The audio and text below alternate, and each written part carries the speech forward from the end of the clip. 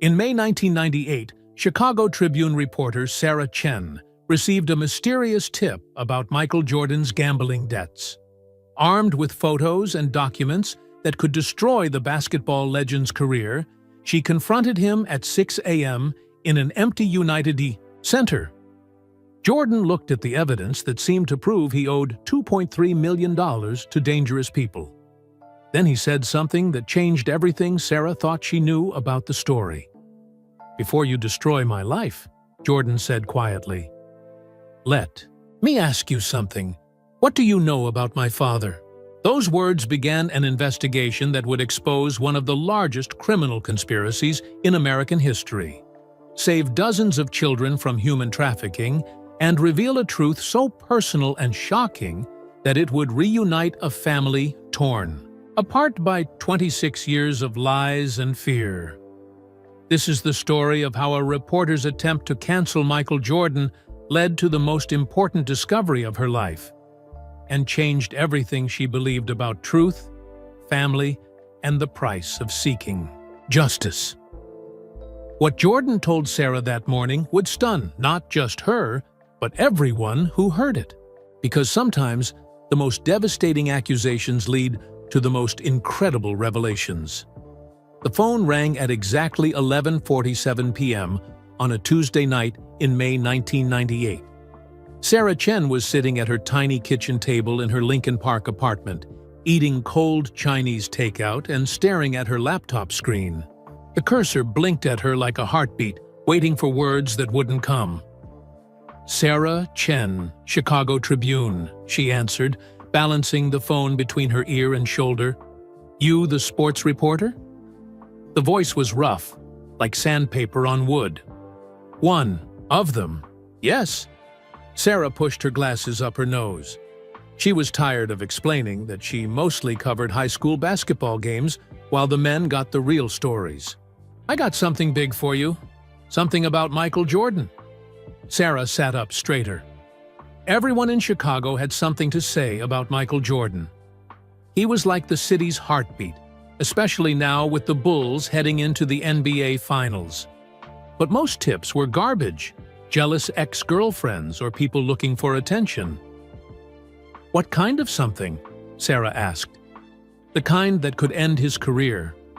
The line went quiet, except for the sound of traffic in the background. Sarah grabbed a pen and pulled over a napkin to write on. "I'm listening," she said. "Not over the phone. Meet me tomorrow at Millennium Park, by the fountain. 2 o'clock. Come alone." "Wait, who is this? What's your name?"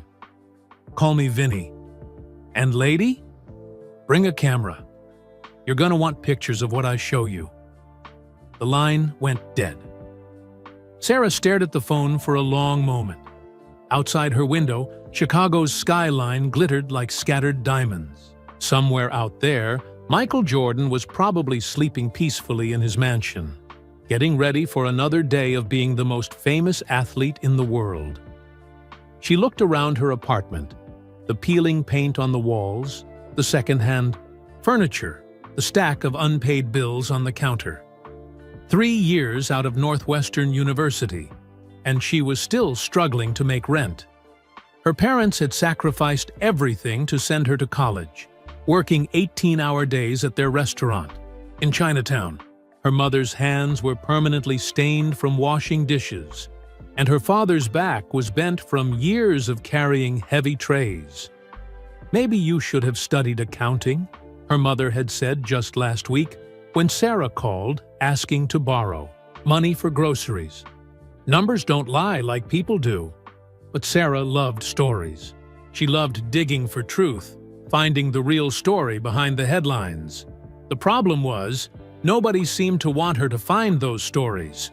Her editor, Frank Morrison, kept giving her high school games and community league coverage while sending the men to interview the Bulls and the Bears. "Build your reputation first," Frank always said. "Pay your dues." How long did paying dues take? Sarah was 28 years old. Some of her college friends were already making partner at law firms or running their own businesses. She was still trying to prove herself worthy of covering real sports. She picked up the napkin where she'd written, "Vinnie Jordan Story, 2 p.m., and stared at it. What if this was finally her break? What if this mysterious caller really did have something big? Sarah's laptop chimed with an email. It was from Frank Morrison, sent just 5 minutes ago. Chen, need you to cover St. Ignatius vs. Brother Rice tomorrow afternoon. Game starts at 4 p.m. Don't be late. Another high school game. Another chance to write about 17-year-old kids, while the real stories went to her male colleagues. She looked at the napkin again. If she met Vinnie at 2 p.m., she could still make the high school game at 4 p.m. No harm in listening to what he had to say. Sarah opened a new browser window and searched for recent news about Michael Jordan. The usual stuff came up. Photos from practice, quotes about the upcoming finals against the Utah Jazz, speculation about whether this would be his last season. Jordan looked tired in some of the photos, she noticed. There were lines around his eyes that hadn't been there a few years ago. But tired wasn't a story. Every athlete got tired. She clicked on an older article from 1993 when Jordan had shocked the world by retiring from basketball to play baseball. The article mentioned rumors about gambling debts, whispers that Jordan had been forced out of the league. But those rumors had never been proven. And when Jordan came back in 1995, everyone forgot about them. What if they were true? Sarah's heart started beating faster. If Jordan really did have gambling problems, if there was proof, that would be huge. Bigger than huge. That would be career-making.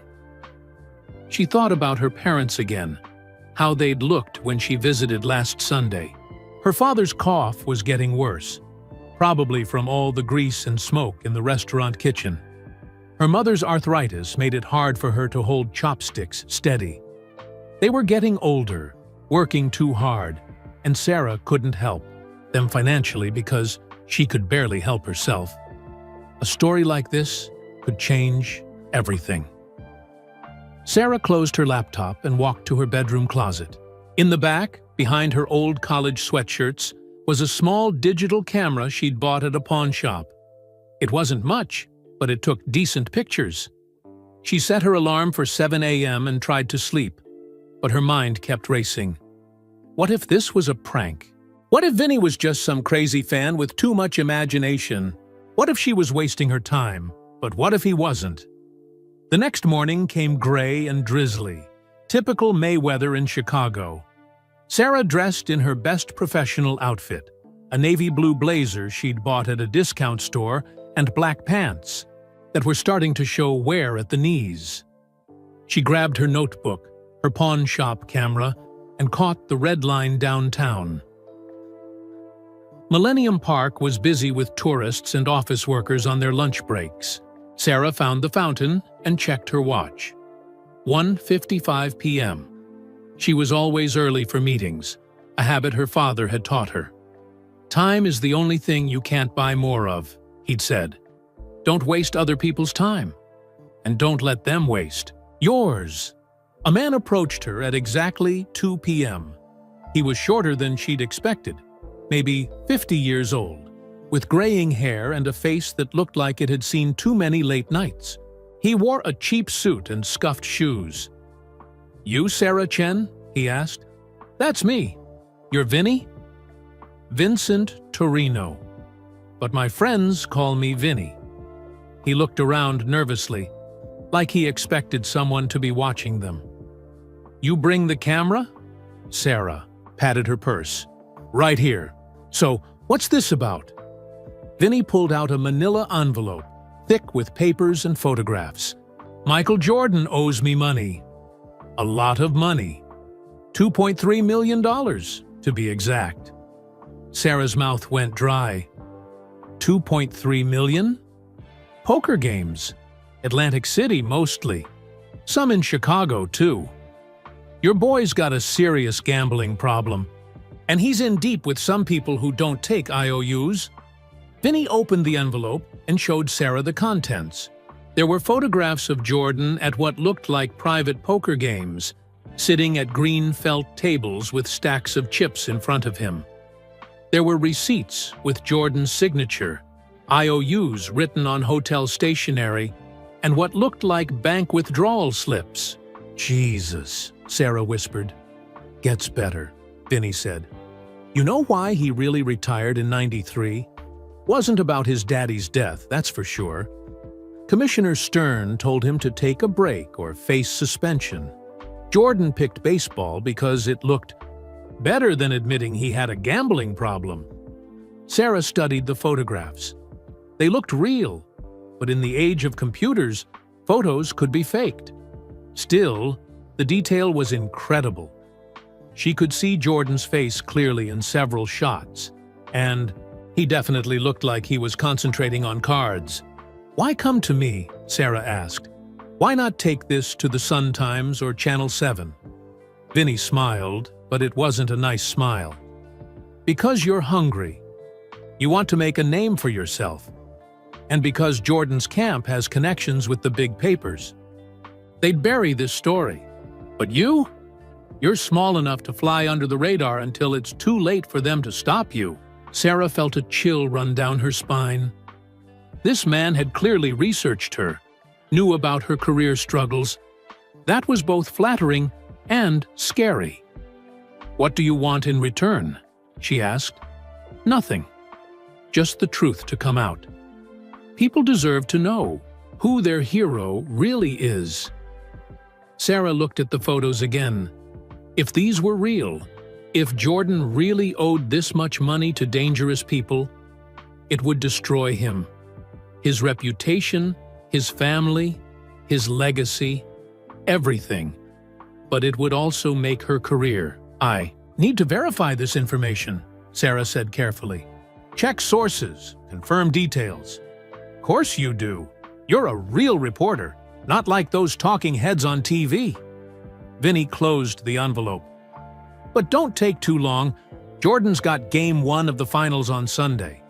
Would be a shame if this came out. Right before the biggest games of his life, wouldn't it?" The threat was subtle, but clear. Vinny expected her to move fast. Sarah took the envelope.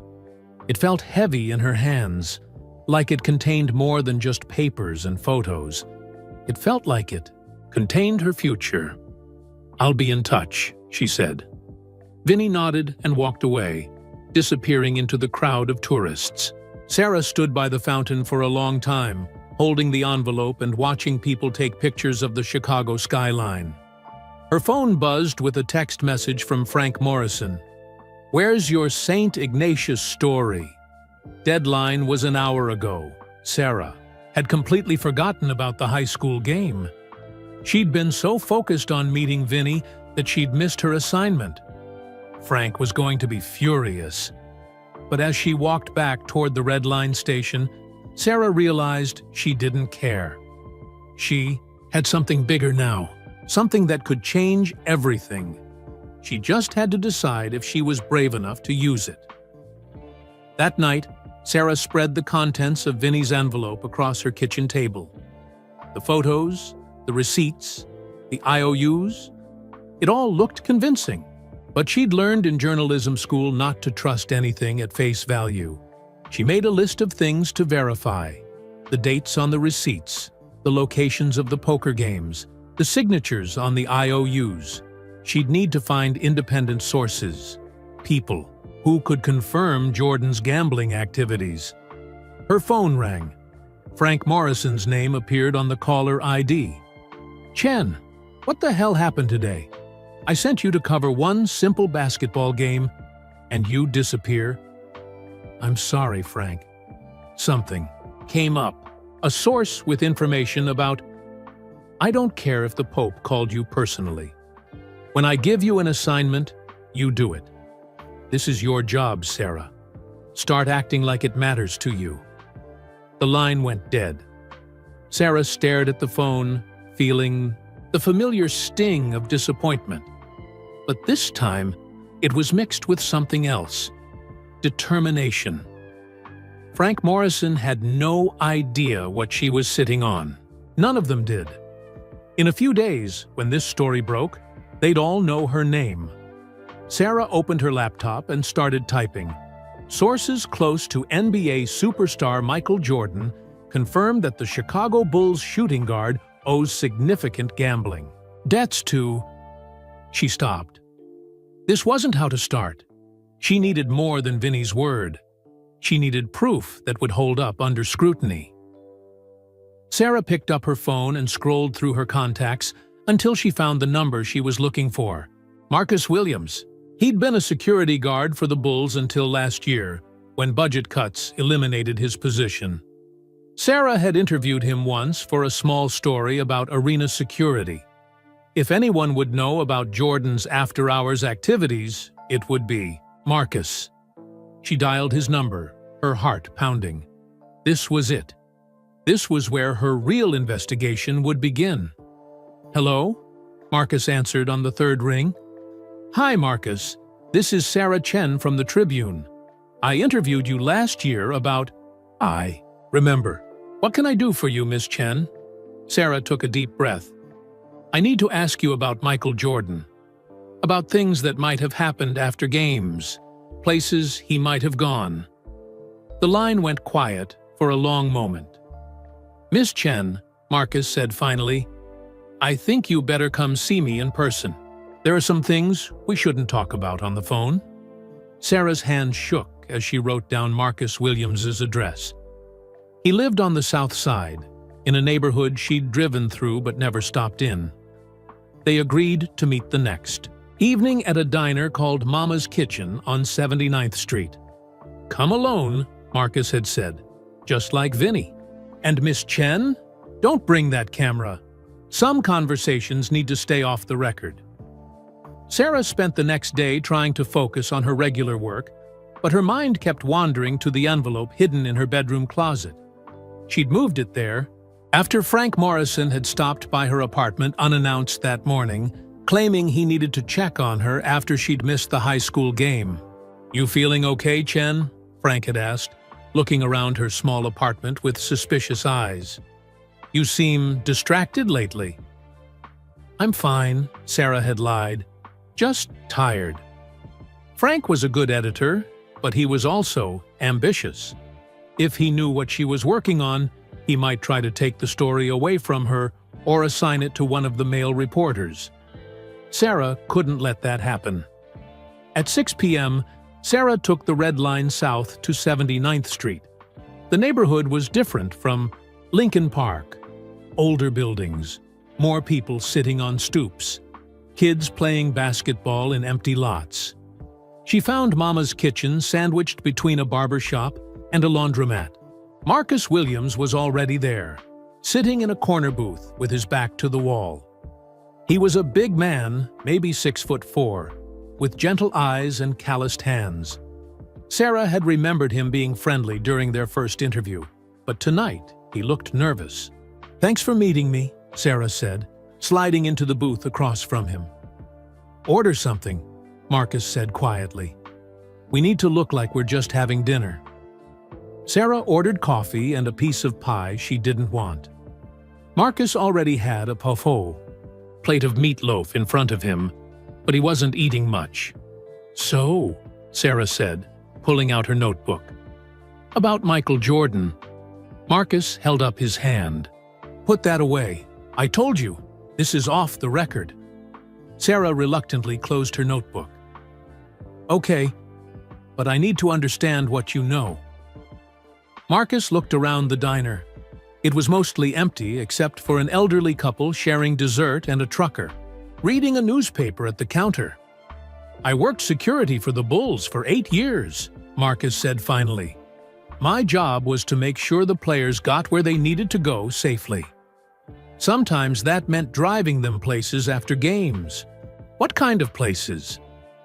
"Different places. Restaurants, clubs, parties." Marcus paused. "Sometimes other places." Sarah waited. She'd learned that silence often made people keep talking. "Look, Miss Chen, Mr. Jordan was always good to me. Always. Treated me with respect. Asked about my kids. Gave me Christmas bonuses. Helped pay for my daughter's school clothes when times were tight. But, Sarah prompted. Marcus sighed. But yeah, there were nights I drove him to poker games, private games, usually in hotel suites or private clubs. Atlantic City was a regular thing during the off-season. Sarah's heart started beating faster. This confirmed what Vinny had told her. How often? She asked. Maybe once or twice a month during the season. More in the summer. Look, it wasn't my business what he did when we got there. I just waited in the car or the lobby until he was ready to leave. Did you ever see him lose money? Large amounts? Marcus shifted uncomfortably. I saw him write checks, big checks, and I heard conversations, phone calls he'd make in the car afterward. What kind of conversations? Stressed conversations. About money, about needing more time to pay. One night, must have been early '93, he was on the phone for 20 minutes trying to explain to someone why he couldn't cover a bet. Sarah wished she could take notes. She was trying to remember everything Marcus was saying. That was around the time he retired the first time, she observed. Marcus nodded slowly. The timing wasn't a coincidence, if you ask me. But Miss Chen, you didn't hear that from me. Why are you telling me this? You said Jordan was good to you. Because he was good to me. And I'm worried about him. Marcus finally took a bite of his meatloaf. The people he was playing with, some of them weren't. The kind of people you want to owe money to. What do you mean? I mean, I recognized some faces from the newspapers. Crime section, if you know what I mean. Sarah felt a chill.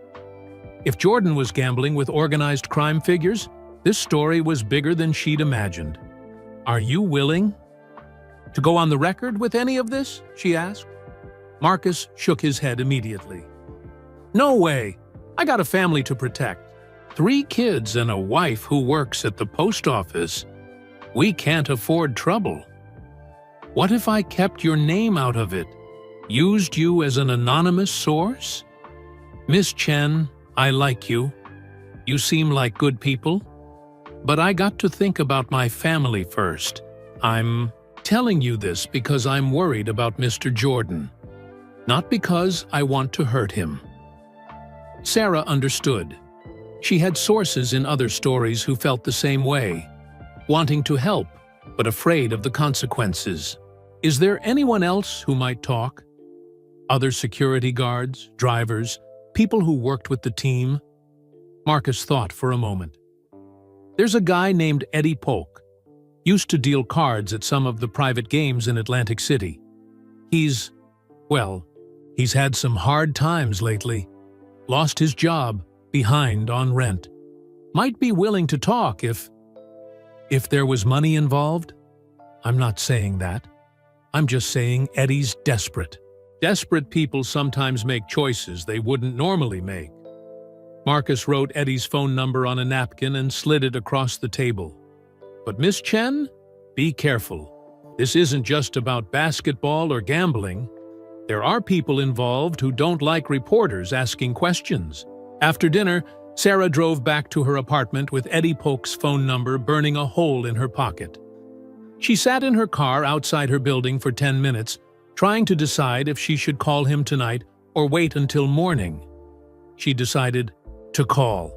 Yeah? Eddie answered on the first ring. His voice was rough, older than Marcus's. Hi, is this Eddie Polk? My name is Sarah Chen.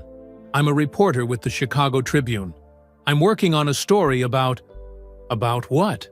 About Michael Jordan and some poker games you might have been involved with. The line went quiet for so long that Sarah thought Eddie had hung up. Who gave you my number?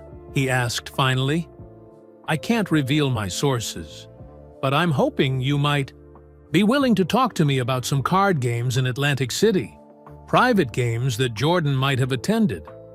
Lady, I don't know what you think you know, but I don't talk to reporters. I understand you might be concerned about— You understand nothing. Eddie's voice got harder. You have no idea who you're messing with. Mr. Polk, I'm just trying to get the truth. If there's a story here that affects the public— The public? You think the public cares about the truth? They care about their hero staying perfect. They don't want to know what happens after the cameras stop rolling. Sarah sensed an opening. So, there is something to know? Eddie was quiet again. When he spoke, his voice was tired. Meet me tomorrow night. Frankie's Bar on Atlantic Avenue, 9 o'clock. Come alone and bring cash. Information ain't free. The line went dead. Sarah sat in her car, engine running, trying to process what had just happened. 2 sources in 2 days, both confirming that Jordan had gambling connections, both scared to talk openly. Her phone buzzed with a text from her mother. Haven't heard from you in days. Everything okay? Sarah started to type back that everything was fine, then stopped. Nothing was fine.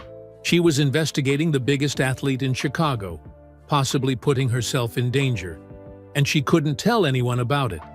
Instead, she typed, "Working on something big. Will call soon. Love you." Her mother texted back immediately, "Be careful, Sarah. Some things are too big for one person to handle alone." Sarah stared at the message. Her mother had no idea what she was working on, but somehow she'd given exactly the advice Sarah needed to hear. Maybe this was too big for her to handle alone, but she'd come too far to stop now. The next evening, Sarah drove to Frankie's Bar with $500 in cash, money she'd borrowed from her savings account, which left her with barely enough to pay rent. The bar was dark and smoky, filled with men drinking beer and watching baseball on old televisions. Eddie Polk was sitting at the end of the bar, nursing a whiskey. He was thin and pale, with nervous eyes that kept darting toward the door. Sarah slid onto the stool next. To him. "You the reporter?" he asked without looking at her. "Sarah Chen?" Eddie finished his whiskey and ordered another. "You buyin'?" "Sure." Sarah signaled the bartender for 2 drinks. "I dealt cards for 15 years, Eddie said. Private games, high stakes. Players included businessmen, politicians, athletes. Your boy Jordan was a regular." "How regular?" "Summer of '92. He was there twice a week. Always played Texas Hold'em, always bought in for 50 grand minimum." Sarah tried not to show her surprise. $50,000 was more money than her parents made in a year. Did he win? Eddie laughed bitterly. Nobody wins in the long run. House always gets its cut. And Jordan played like he thought he was as good at cards as he was at basketball. Meaning he lost? Meaning he lost big. Real big. By the end of that summer, he was into some people for serious money. How serious? Eddie looked around the bar again, then leaned closer to Sarah. 2 million, maybe more. And these weren't the kind of people who took IOUs. What happened? What happened is your hero got scared, started missing games, making excuses why he couldn't play. Then all of a sudden, he's retiring from basketball to play baseball. Eddie laughed again. Baseball? Like anyone believed that. Story. Sarah slid the envelope with the cash across the bar. Eddie pocketed it without counting.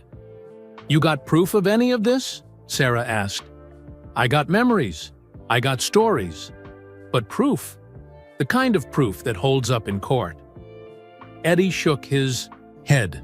People like that don't leave paper trails. Would you be willing to go on the record? Let me use your name? Hell no. You think I want to end up like… Eddie stopped himself. Like who? Nobody. Forget I said anything. but Sarah wouldn't let it go. Like who, Eddie? Who ended up like what? Eddie finished his second whiskey and stood up. Lady, you seem nice. You remind me of my daughter. So let me give you some advice. Find a different story. This one's got teeth.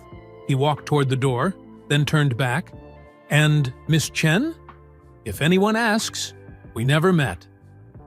Sarah sat at the bar for another hour, nursing her beer and thinking about what Eddie had said.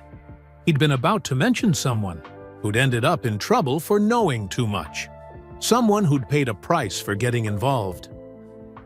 Her phone rang. Unknown number. Hello? Stop digging, or you'll end up like the old man. The line went dead. Sarah's blood turned to ice. She looked around the bar, suddenly aware that anyone could be watching her. The bartender, the men playing pool in the corner, the couple sharing nachos in a booth. She paid her tab quickly and headed for the door, her heart pounding. As she walked to her car, she kept looking over her shoulder, expecting to see someone following her. The drive home felt like it took forever. Every car behind her seemed suspicious. Every red light made her more nervous. When she finally reached her apartment building, Sarah sat in her car for 10 minutes, watching for anyone who might be watching her. Her phone buzzed with a text from an unknown number. Last warning! Sarah ran into her building and up the stairs, to her apartment. She locked the door and checked all the windows, then sat on her couch with the lights off, trying to decide what to do. Someone was threatening her. Someone who knew she was asking questions about Jordan's gambling. Someone who'd referred to the old man. But what old man? Sarah thought about calling the police. But what would she tell them? That she'd received threatening phone calls while investigating Michael Jordan? They'd think she was crazy. She thought about calling Frank Morrison, but that would mean explaining what she'd been working on without his permission. Finally, she called the one person she trusted most in the world. Sarah? It's almost midnight. What's wrong? Her mother's voice was concerned. Mom, I think I might be in trouble. What kind of trouble? Sarah started to explain but stopped. She couldn't tell her mother about the investigation, the threats, the danger she might be in. It would only worry her parents, and they had enough problems already. Just work stuff. I'm working on something that might be bigger than I can handle. Then don't handle it alone, Sarah. Ask for help. There's no shame in admitting when something is too big for one person. After hanging up, Sarah sat in her dark apartment and thought about her mother's words. Maybe she did need help, but who could she turn to? Then she had an idea. If someone was threatening her to stop investigating Jordan's gambling, maybe she should go straight to the source. Maybe she should talk to Michael Jordan himself. Getting to Michael Jordan was like trying to reach the president. Sarah spent 3 days calling the Bulls' main office, Jordan's agent, his publicist, and anyone else she could find with connections to the basketball star. Every call ended the same way. Mr. Jordan doesn't give interviews during playoff season. Finally, Sarah tried a different approach. She called Tim Hallam, the Bulls' media relations director, and told him she was working on a story about Jordan's charitable work in Chicago. It wasn't completely a lie. If this story helped expose something bigger, it might actually help people. I just need 15 minutes, Sarah pleaded. I'm on deadline for a positive piece about his community involvement. Tim sighed. Sarah, you know how crazy things are right now. Game 1 is Sunday. Michael's focused on basketball, not interviews. 10 minutes then. 5 minutes. Please, Tim. This could really help my career. There was a long pause. Okay, look. He sometimes comes in early to shoot around before practice. Tomorrow morning, 6 a.m. at the United Center. I can't promise anything, but if you happen to be there, I'll be there. And Sarah? This conversation never happened. Sarah barely slept that night. She kept thinking about the threatening phone calls, about Eddie Polk's warning, about the envelope of photos hidden in her closet. What if Jordan denied everything? What if he had her thrown out of the building? What if whoever was threatening her was watching the United Center? But she had to try. This story was the biggest thing that had ever happened to her career. She couldn't let fear stop her now. At 5:45 a.m., Sarah parked outside the United Center. The building looked massive and empty in the early morning light. A few cars were in the parking lot, probably security guards and maintenance staff. Sarah grabbed her notebook and the envelope with Vinny's photos, took a deep breath, and walked to the media entrance. The security guard recognized her press credentials and let her in without question. Sarah had covered enough Bulls games to be familiar to the staff. She made her way through the empty corridors toward the practice court, her footsteps echoing in the silence. She found Jordan alone on the court, shooting jump shots in the dim light. He was wearing practice gear, shorts and a Bulls t-shirt, and his movements were smooth and automatic. Swish, swish, swish. Even at 6 a.m., every shot was perfect. Sarah watched from the tunnel for a moment, feeling suddenly small. This was Michael Jordan, the most famous athlete in the world. 6-time NBA champion, global icon, marketing phenomenon. And she was about to accuse him of having serious gambling problems. Jordan noticed her standing there and stopped shooting. He was taller than she'd expected, and his presence filled the entire gym. "You're the reporter," he said. It wasn't a question. Sarah Chen, Chicago Tribune. Her voice sounded smaller than she'd intended. Jordan bounced the basketball once, then held it against his hip. "Tim said you wanted to talk about charity work." I lied. The words came out before Sarah could stop them. "I'm here about something else." Jordan's eyes hardened. "What?" Sarah pulled out her folder. Her hands were shaking slightly, but she forced herself to stay calm. "Mr. Jordan, I have evidence that you owe significant gambling debts. Photos from Atlantic City, witness statements, financial records." Jordan held up his hand. "Stop." The gym went completely quiet. Sarah could hear her own heartbeat. "Before you destroy my life," Jordan said, his voice calm but his eyes intense, "let me ask you something. What do you know about my father?" Sarah was caught off guard. This wasn't how she'd expected him to respond. "Your father was murdered in 1993. I'm sorry for your loss, but I don't see what—" "Do you know where he was killed?" "North Carolina, Highway 74. But do you know where he was coming from that night?" Sarah hesitated. This information wasn't in any of her research. No. Jordan walked over to the bench and sat down heavily. For a moment, the intimidating superstar looked vulnerable, almost fragile. "He was coming back from Atlantic City," Jordan said quietly. "Did you know that?" Sarah felt her confidence starting to slip. "No, I didn't. My father loved to gamble, loved it more than he should have, more than was good for him or our family." Jordan stared at the basketball in his hands. "And I was trying to pay off his debts." The words hit Sarah like a punch to the stomach. "What? The money you think I owe? The gambling debts your sources told you about? That was never mine to begin with." Sarah sat down on the bleachers, her mind racing. "I don't understand." Jordan looked up at her. "My father got in deep with some bad people. Really bad people. By the summer of 1992, he owed almost $2 million to bookies and loan sharks in Chicago and Atlantic City. Why didn't you just pay them directly?" "Because my father was proud. He wouldn't take money from me. not for gambling debts. Said he'd gotten himself into the mess. He'd get himself out. Jordan's voice got quieter. But these weren't the kind of people who accepted payment plans. Sarah tried to process what she was hearing. So I started playing in the same games my father played in. High-stakes poker, private clubs, hotel suites. I'd sit down at the table with $50,000 and make sure I lost it to the right people. You lost on purpose? Every hand.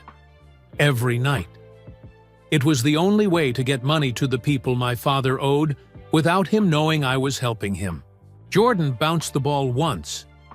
Do you know how hard it is to lose at poker when you're trying to lose? These guys weren't stupid. I had to make it look real. Sarah's entire story was falling apart. But the photos, the witnesses, are all real. I was at those games. I did lose money, lots of money. But I wasn't gambling, Miss Chen. I was paying my father's debts. Then why all the secrecy? Why not just tell people the truth? Jordan stood up and started pacing. Because it would have destroyed my father. James Jordan was a proud man. If the world knew his son was secretly paying his gambling debts, it would have killed him. But he's... Sarah stopped herself. Dead? Yeah, he's dead. Killed on July 23rd, 1993. 2 weeks after I thought I'd cleared all his debts. Jordan's voice was filled with pain and anger. Turns out, there was one more guy.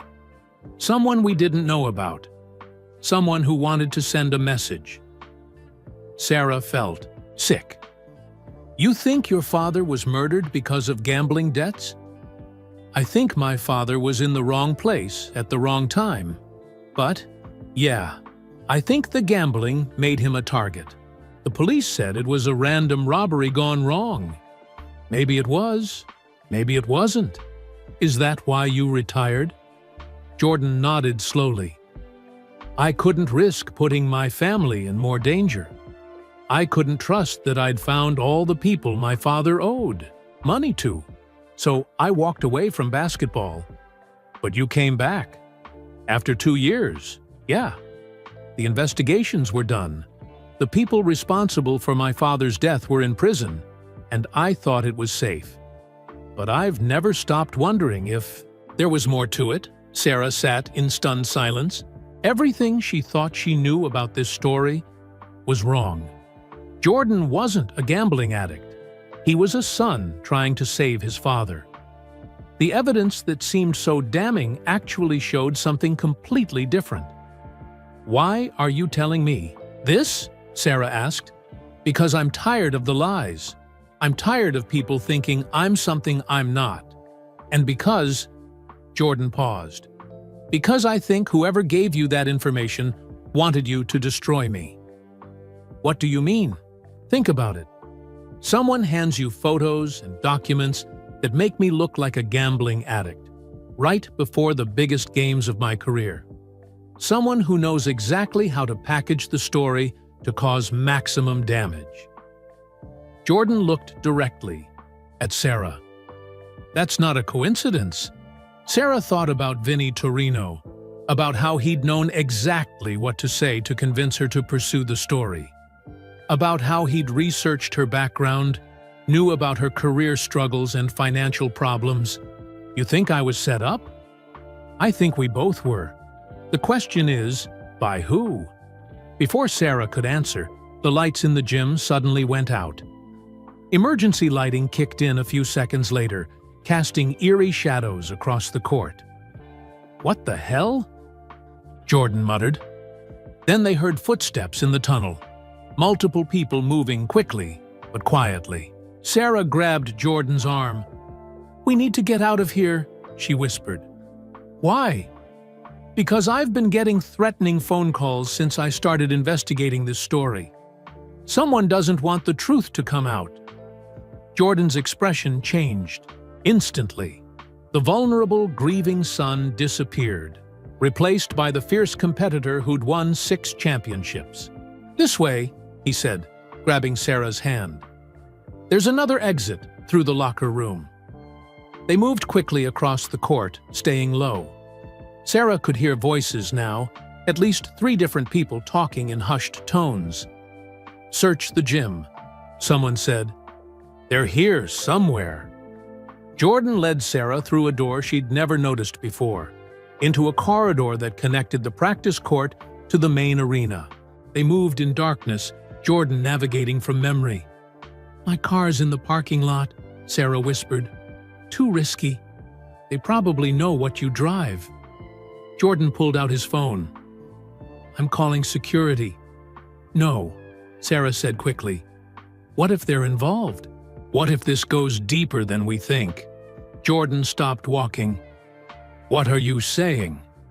"I'm saying that someone went to a lot of trouble to set this story up.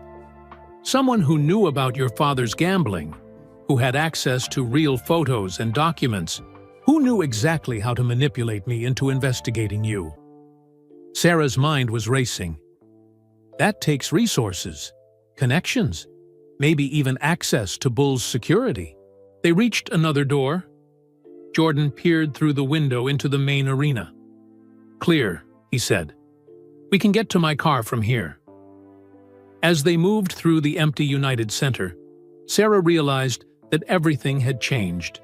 She'd come here to confront Jordan about gambling debts, but instead, she'd uncovered something much bigger and more dangerous. Someone had wanted her to destroy Michael Jordan's reputation. Someone with enough power and resources to manufacture evidence and orchestrate an elaborate setup. But who? And more importantly, why? Jordan's car was a black Mercedes, parked in a reserved spot near the players' entrance. They made it there without seeing anyone, but Sarah couldn't shake the feeling that they were being watched. "Get in," Jordan said, unlocking the doors. As they drove away from the United Center, Sarah looked back at the building. Someone was standing in one of the windows, watching them leave. "Jordan," she said. "Michael. After what we just went through, I think you can call me Michael." "Michael, there's something else. Last night, someone called me and said I'd end up like the old man if I didn't stop investigating." Michael's hands tightened on the steering wheel. "The old man? They were talking about my father." "That's what I thought. But Michael, if they killed your father to keep him quiet about something, and now they're threatening me, then whatever this is about, it's bigger than gambling debts." Sarah stared out the window at the Chicago skyline. She'd started this investigation thinking she was chasing a story about a basketball player's gambling addiction. Now she was running for her life, trying to uncover a conspiracy that might have cost Michael Jordan his father. "What do we do now?" she asked. Michael was quiet for a long moment. When he spoke, his voice was filled with determination. "Now we find out who really killed my father, and why they want to destroy me." Sarah realized that her investigation was just beginning, and this time, she wouldn't be working alone. Michael drove to a 24-hour diner on the north side, far from the United Center. They sat in a back booth, surrounded by empty coffee cups and the quiet hum of early morning customers. Sarah had her notebook out, but this time it wasn't to attack Michael Jordan. It was to help him find the truth. "Tell me everything about your father's gambling," Sarah said. "Start from the beginning." Michael stared into his coffee cup. "Dad always loved games. Cards, dice, betting on baseball games. When I was a kid, it was just fun. $20 poker games with his friends on Friday nights." "When did it get serious?" "Early 80s, when I started making money in college. Suddenly, Dad's bets got bigger. Instead of $20, it was $200. Then, $2,000. Michael's voice was heavy with old pain. "I should have seen it coming." Sarah took notes carefully. "Did he ask you for money?" "Never, directly. Dad was too proud for that, but Mom would call me, crying, saying they were behind on the mortgage. Or Dad would mention that his car needed repairs, but they couldn't afford it. Michael shook his head. I'd send money for the house or the car, not knowing it was really going to pay bookies. When did you find out the truth? Michael was quiet for a long moment. Summer of 1992. We just won our second championship. I was on top of the world. Then Dad called me at 3 a.m., drunk and scared. Sarah waited for him to continue. He told me everything. The gambling, the debts, the people who were threatening him. $2 million, Sarah. My father owed $2 million to people who break legs for a living. That's when you started playing in the poker games? I flew to Chicago the next day, met with Dad, tried to convince him to let me just write a check and end it. But he wouldn't hear it. Said it was his mess to clean up.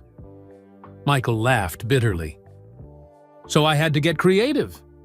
Michael explained how he'd researched the people his father owed money to. Most were small-time bookies who ran card games in hotel suites and private clubs. The key was finding games where those specific people would be playing. I'd call my father and ask about his plans for the weekend. He'd mention a game at the Lau, Palmer House, or a private club in Atlantic City. Then I'd find a way to get invited to that same game. How? Money talks. I'd have someone approach the organizer, say that Michael Jordan wanted to play some cards. Most of these guys were starstruck. Having me at their table was worth the risk. Sarah was amazed by the complexity of it all. And you'd lose on purpose? Had to make it look real. These weren't stupid people. If I sat down and immediately started throwing money around, they'd get suspicious. Michael smiled slightly. So I'd play normally for a while. Win some hands, lose some hands, then I'd start making bigger bets and worse decisions. How much would you lose in one night? Depended on who was there. If the guy my father owed $50,000 to was playing, I'd make sure to lose at least that much to him. Sometimes more, to cover interest. Sarah did quick math in her head. How often were you doing this? Every weekend for almost a year. Sometimes twice a week during the off-season. Atlantic City, Chicago, Las Vegas. Wherever my father's creditors were playing. Didn't anyone get suspicious? Your teammates, coaches, family? Michael nodded. That's when the rumors started. People saw me at casinos, at private games. They assumed I was gambling for myself. The media started asking questions, but I couldn't tell them the truth without exposing my father. Sarah remembered the timeline. This was during your best season. Statistically, basketball was my escape, the only place where I could be in control, where everything made sense. I'd lose $100,000 on Friday night, then score 50 points on Sunday. The game was the only thing keeping me sane. But you said you thought you'd paid off all his debts by 1993? Michael's expression darkened. That's what I thought. Dad and I went through all his records, made a list of everyone he owed money to. By July 1993, I'd covered every debt on that list. We thought it was over, but it wasn't. 2 weeks later, Dad was driving back from Atlantic City when he was killed. The police said it was a carjacking gone wrong. 2 young men were arrested and convicted. Case closed. Sarah could hear the doubt in his voice. But you don't believe it was random. Dad called me the night before he died, said he was worried about something, said he'd been keeping records of his gambling activities and he'd noticed some strange patterns. What kind of patterns? Michael pulled out his phone and scrolled through old notes. Dad was good with numbers, always kept detailed records of his wins and losses. But he also started writing down other things he noticed at the games. Like what? Like the same people showing up at different games in different cities. Like money changing hands that didn't seem to be connected to gambling. Like conversations he overheard about business deals and political connections. Sarah felt her reporter instincts kicking in. He was documenting something bigger than gambling. That's what I think. Dad told me on the phone that he had information that could hurt some important people. I told him to call the police, to stay safe, but he never got the chance. Michael showed Sarah his phone. He'd saved every voicemail his father had left in the months before his death. Listen to this. 1. He left it 3 days before he was killed. Michael played the message. James Jordan's voice was shaky but determined. Michael, I've been thinking about those games, about the people I've been seeing. This isn't just about gambling anymore. I think these people are using the games to move dirty money. Real dirty money. I'm going to start writing down names and dates. If something happens to me, you need to know what I found. Sarah felt chills running down her arms. Your father was uncovering money laundering. Or worse. Dad mentioned seeing the same faces at games in Chicago, Atlantic City, and Las Vegas. People who weren't there to gamble, just to watch and have quiet conversations with the organizers. Did he ever mention specific names? Michael nodded. Few. But Sarah, some of these names. They're people in positions of power. City officials, federal judges, businessmen with government contracts. Sarah's mind was racing. Do you still have your father's records? Some of them. The police took most of his personal effects as evidence, but they returned them to my mother after the trial. I've been keeping everything in a safe deposit box. We need to see those records. Michael checked his watch. The bank doesn't open until 9 a.m. But Sarah, there's something else you need to know. What? I don't think my father was the only one who noticed the patterns. I think there were other people asking questions, and I think some of them ended up dead. Sarah's blood ran cold. What do you mean? 3 other people who played in those games died in the 2 years after my father's murder. All of them ruled. Accidents or random crimes. A car crash in Las Vegas. A mugging in Atlantic City. A house fire in Chicago. You think they were murdered? I think they knew too much. And I think whoever killed them has been watching me ever since, waiting to see if I'd figure it out. Sarah thought about the threatening phone calls, about Vinnie Torino's perfect setup, about the people searching for them at the United Center. They're trying to discredit you before you can expose the truth. That's my theory. Make me look like a gambling addict, destroy my reputation, make sure nobody believes anything I say about my father's death. But why now? It's been 5 years. Michael was quiet for a moment.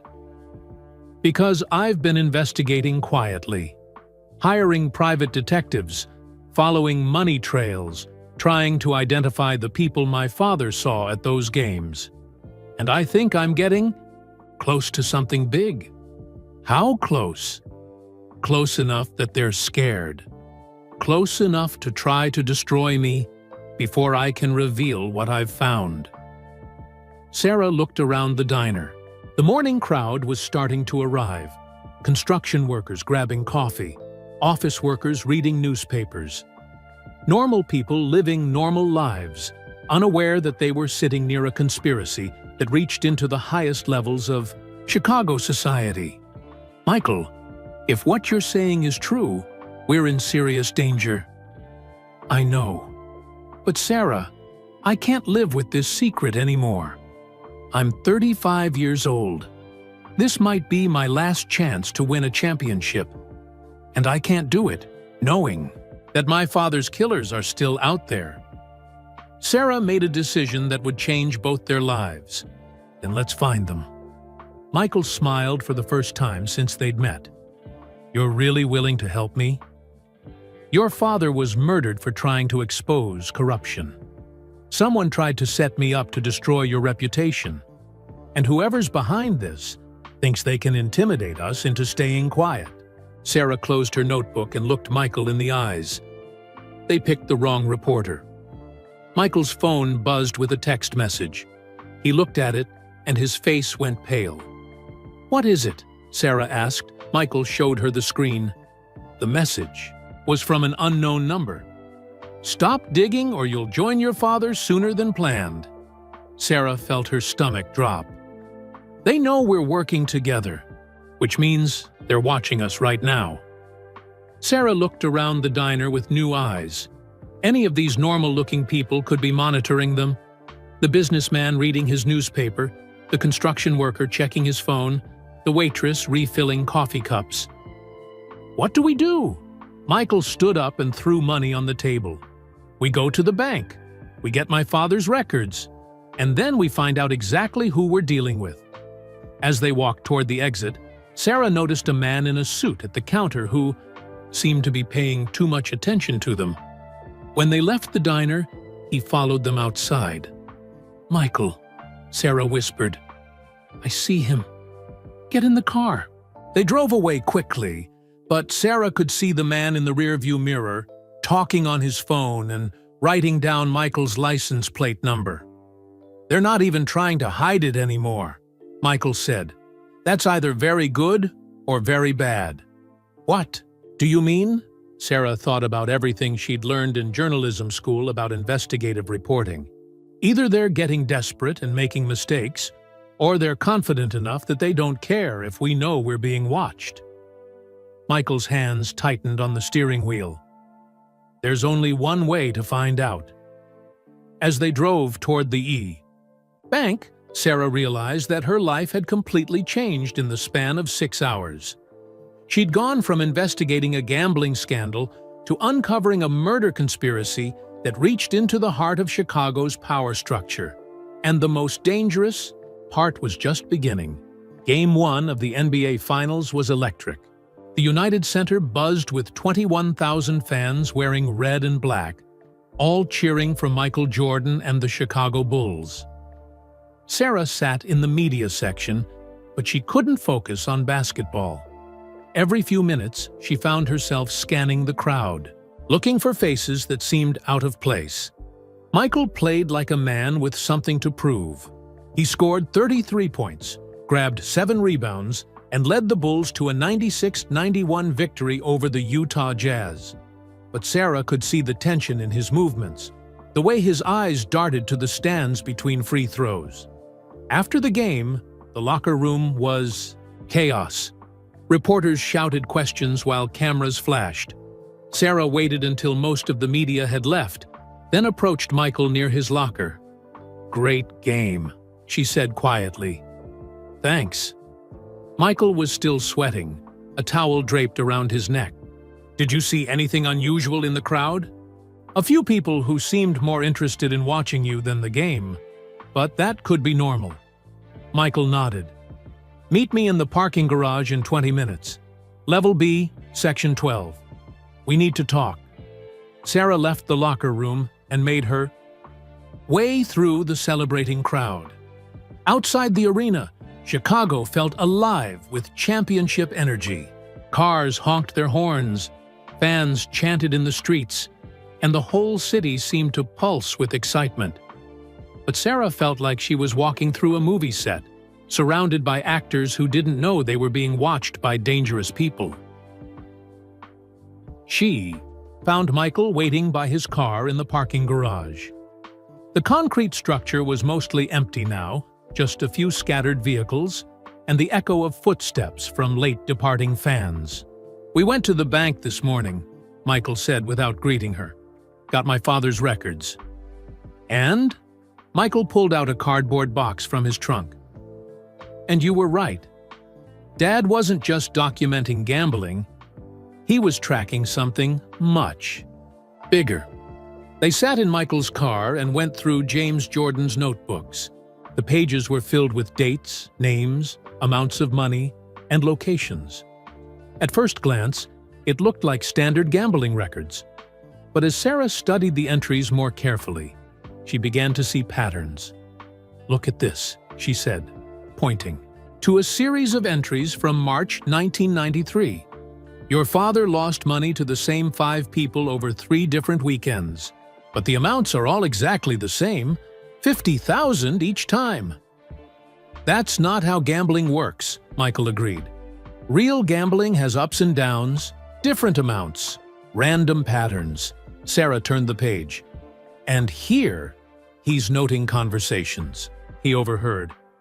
Tony mentioned the riverboat project. Vincent asked about zoning permits. Discussion about construction contracts. Dad was hearing business deals being discussed at poker tables. Not just any business deals. Look at the amounts involved. Sarah showed Michael another page. "Your father notes that $3 million changed hands in one night, but it wasn't gambling money. He writes, payment for city contract work." Michael whistled softly. $3 million in cash, paid at a poker game. That's money laundering. Someone was using the gambling operation to clean dirty money from construction contracts, riverboat casinos, maybe other city projects. They continued reading. James Jordan had been methodical in his record-keeping, noting not just what he saw, but what he heard. Names of politicians, businessmen, and contractors appeared repeatedly. Some Sarah recognized from local news coverage. "Michael, look at this name." Sarah pointed to an entry from June 1993. "Vincent Torino. That's the man.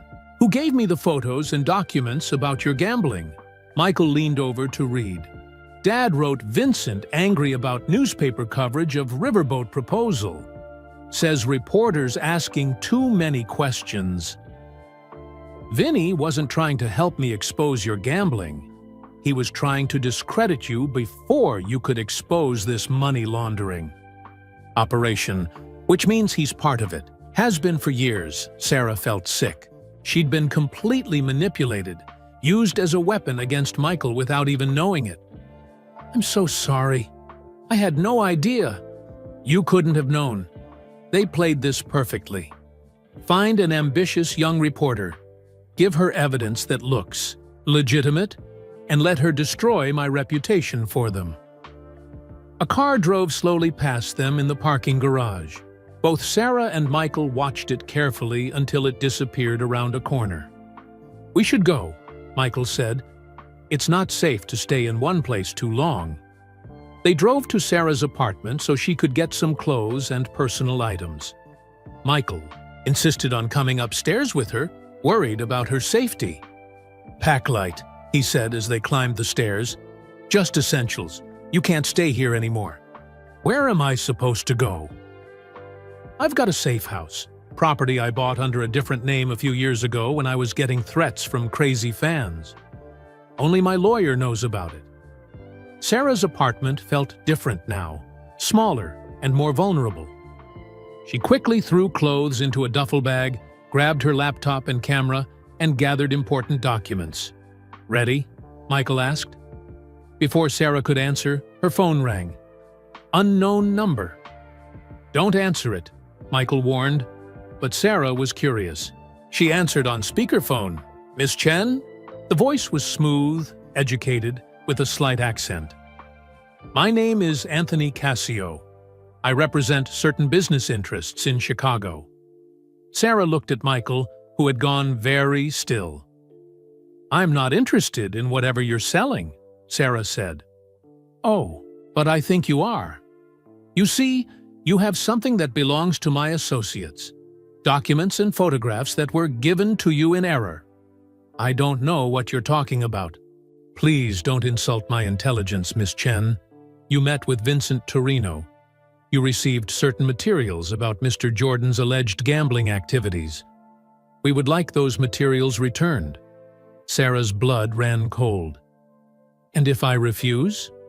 Then You'll discover that Chicago can be a very dangerous city for young reporters who don't know when to stop asking questions.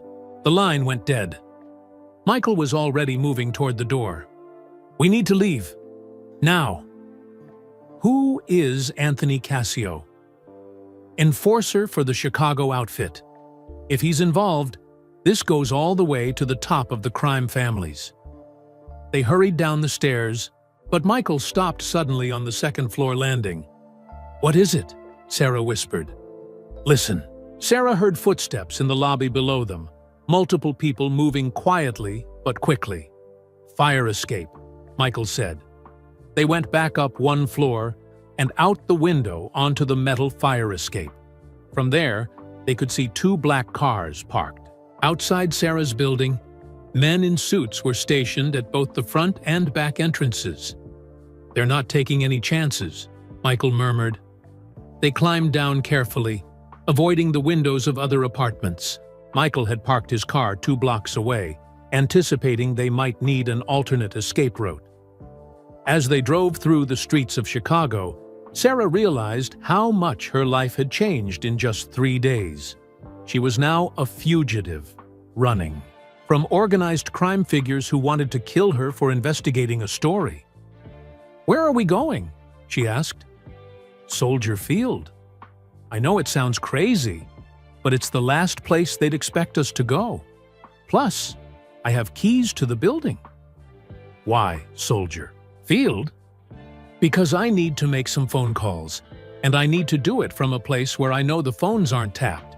They parked in an empty lot near the stadium and walked to a service entrance. Michael used a key card to get them inside, then led Sarah through dark corridors to an office that overlooked the field. Whose office is this? Sarah asked. Belongs to a friend of mine who works for the Bears. He won't mind us borrowing it.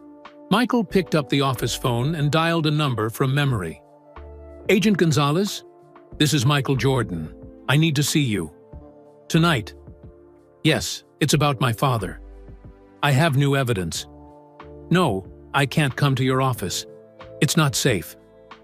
Sarah listened as Michael arranged to meet with someone from the FBI. When he hung up, she asked, You've been working with federal agents? For 2 years, ever since I started finding connections between my father's death and organized crime figures. Agent Rita Gonzalez specializes in financial crimes and money laundering. Why didn't you tell me this earlier? Because I wasn't sure I could trust you. For all I knew, you really were just a reporter trying to destroy my reputation. Sarah understood. And now? Now I know we're both targets, which means we're probably both telling the truth. Michael's phone buzzed with a text message. He looked at it and frowned. What now? Sarah asked. It's from Agent Gonzalez. She wants to meet at Soldier Field Parking Lot C at 11 p.m. That's in an hour. Is that normal? No. She usually wants to meet at safe locations, federal buildings, places with security. Michael looked troubled. She's never suggested meeting in a parking lot before. Sarah felt a chill of fear. What if it's not really her? What do you mean? What if someone intercepted your call? What if they're using her identity to set up a trap? Michael stared at his phone. You think the FBI has been compromised? I think if this conspiracy involves city officials and federal judges, it might involve federal agents too. They sat in the dark office, looking out at the empty football field, trying to decide what to do. Sarah thought about Anthony Cassio's phone call, about the men waiting outside her apartment, about Vincent Torino's elaborate setup. Michael, what if we don't go to the meeting? Then we lose our best chance to get federal protection and support. And if it is a trap, then we're walking into an ambush that could get us both killed. Sarah looked at her watch. 10:15 p.m. In 45 minutes, they had to decide whether to trust the FBI or assume that even federal agents couldn't be trusted. There's a third option, Sarah said slowly. What? We go to the meeting, but we don't go alone. We bring backup. What kind of backup? Sarah smiled for the first time in hours. The kind that organized crime figures hate most. Live television. Coverage. Michael stared at her. You want to call the media? I want to call Channel 7 News. Tell them that Michael Jordan has explosive information about corruption in Chicago city government, and he's meeting with the FBI at Soldier Field at 11 p.m. That's incredibly risky. So is trusting the FBI when we don't know how deep this corruption goes. Michael thought for a moment. If we do this, there's no going back. Once this story breaks on live television, everyone will know what we've discovered. Which means they can't kill us quietly anymore. Hard to make our deaths look like accidents when we've just exposed a major conspiracy on live TV. Michael picked up the phone. You sure about this? Sarah thought about her parents, working late shifts at their restaurant to pay the bills. About Marcus Williams, too scared to go on the record because he had a family to protect. About James, Jordan, murdered for trying to expose the truth. I'm sure it's time to stop being afraid and start fighting back. Michael dialed Channel 7 News. This is Michael Jordan. I have information about a major corruption scandal involving city officials and organized crime. I'll be at Soldier Field Parking Lot C at 11 p.m. with documentary evidence. Yes, I'm serious. Yes, you can bring cameras. As they prepared to leave Soldier Field, Sarah realized that in 1 hour, everything would change. Either they would expose the conspiracy that killed James Jordan, or they would walk into a trap that might kill them both. But they couldn't live in fear forever. It was time to discover the truth, no matter how dangerous it might be. At 10:45 p.m., Sarah and Michael sat in his car in Soldier Field Parking Lot C, watching for signs of the FBI, the media, or anyone else who might show up. The lot was mostly empty, except for a few scattered cars belonging to night security guards. Channel 7 should be here any minute, Sarah said, checking her phone for the third time. So should Agent Gonzalez. Michael drummed his fingers on the steering wheel. If it really is her. A white van pulled into the parking lot with Channel 7 News painted on the side. Sarah felt a wave of relief. At least part of their plan was working. There's Rebecca Martinez, Sarah said, recognizing the veteran news anchor stepping out of the van. She's been covering Chicago politics for 15 years. If anyone will understand how big this story is, it's her. A cameraman and sound technician followed Rebecca toward their car. Michael rolled down his window as she approached. Mr. Jordan, I have to admit, when you called our newsroom an hour ago, we thought it might be a prank. Rebecca's voice was professional but curious. You said you have evidence of corruption involving your father's death? I do. But we need to wait for the FBI agent before... Headlights swept across the parking lot as a black sedan entered. It moved slowly, like the driver was looking for something specific. That could be Agent Gonzalez, Michael said. But as the car got closer, Sarah noticed something wrong. Michael, that's not an FBI car. Look at the license plates.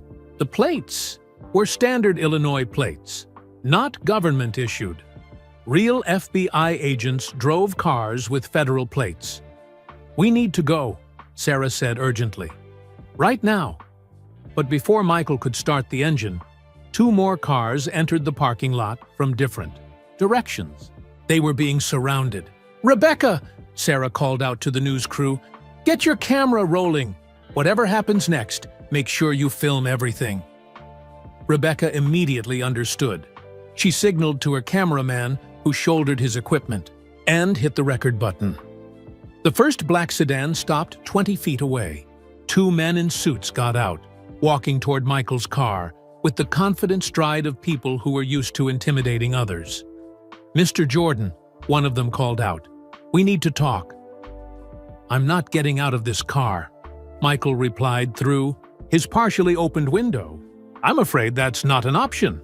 The second man pulled out a gun, holding it low, but visible. Sarah's blood turned to ice. This is Sarah Chen, reporting live from Soldier Field. Rebecca Martinez spoke into her microphone, standing just outside the range of the gunman. We're witnessing what appears to be an armed confrontation involving Chicago Bulls star Michael Jordan. The gunman looked toward the news crew with annoyance. This wasn't how they'd planned things to go. Tell your friends with the cameras to leave, the first man said to Michael. I don't think so, Michael replied. This is a public parking lot. They have every right to be here. The third car had positioned itself to block the exit. Sarah counted at least 6 men total, all wearing similar dark suits, all moving with military precision. Mr. Jordan, you have something that belongs to our employer. Documents and photographs. We're here to collect them. I don't know what you're talking about. Your father's notebooks. The materials Vincent Torino gave to Miss Chen. We know you have them. Sarah's heart pounded. These men knew everything about their investigation. Those documents are evidence. In a federal investigation, Michael said, I've already turned copies over to the FBI. It was a lie, but a good one. The men exchanged glances, clearly not expecting this response. We're going to need proof of that, the gunman said. Then call Agent Rita Gonzalez at the Chicago FBI field office. She can confirm that I've been working with federal authorities. Rebecca Martinez stepped closer, holding her microphone toward the conversation. Excuse me, could you gentlemen state your names for the record? Are you law enforcement officers? The men ignored her, but Sarah could see they were getting frustrated. Having live television coverage was making it impossible for them to handle this situation quietly. Mr. Jordan, we're running out of patience, the first man said. Get out of the car. Now. I don't think I will. That's when Sarah noticed something that made her stomach drop. One of the men from the third car was walking around behind the news van, trying to get into position where he could threaten the camera crew. Rebecca! Sarah shouted. Behind you! Rebecca spun around, just as the man reached for her cameraman. But instead of finding an easy target, he found himself face to face with a rolling camera that was broadcasting his image live to thousands of Chicago viewers. Sir, are you planning to assault members of the media? Rebecca asked, shoving her microphone toward his face. The man stepped back, clearly uncomfortable with being filmed. This was supposed to be a quiet intimidation, not a public confrontation broadcast across Chicago. Michael's phone rang. He looked at the caller ID and frowned. Agent Gonzalez? He answered. Michael, where are you? I'm at Soldier Field parking. Lot C, but I don't see you anywhere. We're in Lot C. Where are you? I'm in Lot C too. All I see is a Channel 7 news van and some black cars. Sarah and Michael looked at each other with growing understanding. Agent Gonzalez, how many black cars do you see? Michael asked. 3. Why? Those aren't FBI vehicles. We're surrounded by men with guns who claim they want your evidence. There was a pause on the line. Michael, get out of there immediately. Those are not federal agents. I repeat, those are not federal agents. Kind of hard to leave when they've blocked all the exits. Through the phone, they could hear Agent Gonzalez talking to someone else, probably calling for backup. Hold your position, she said.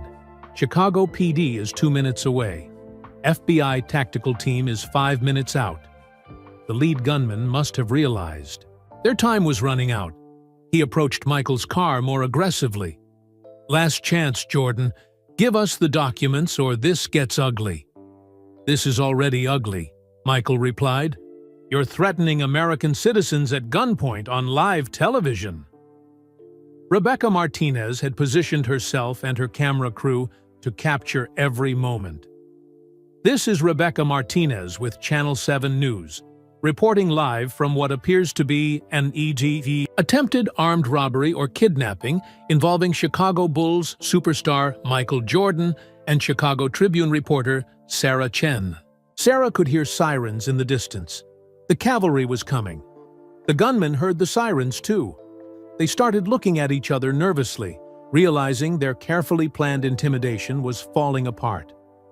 "This isn't over," the lead man said to Michael.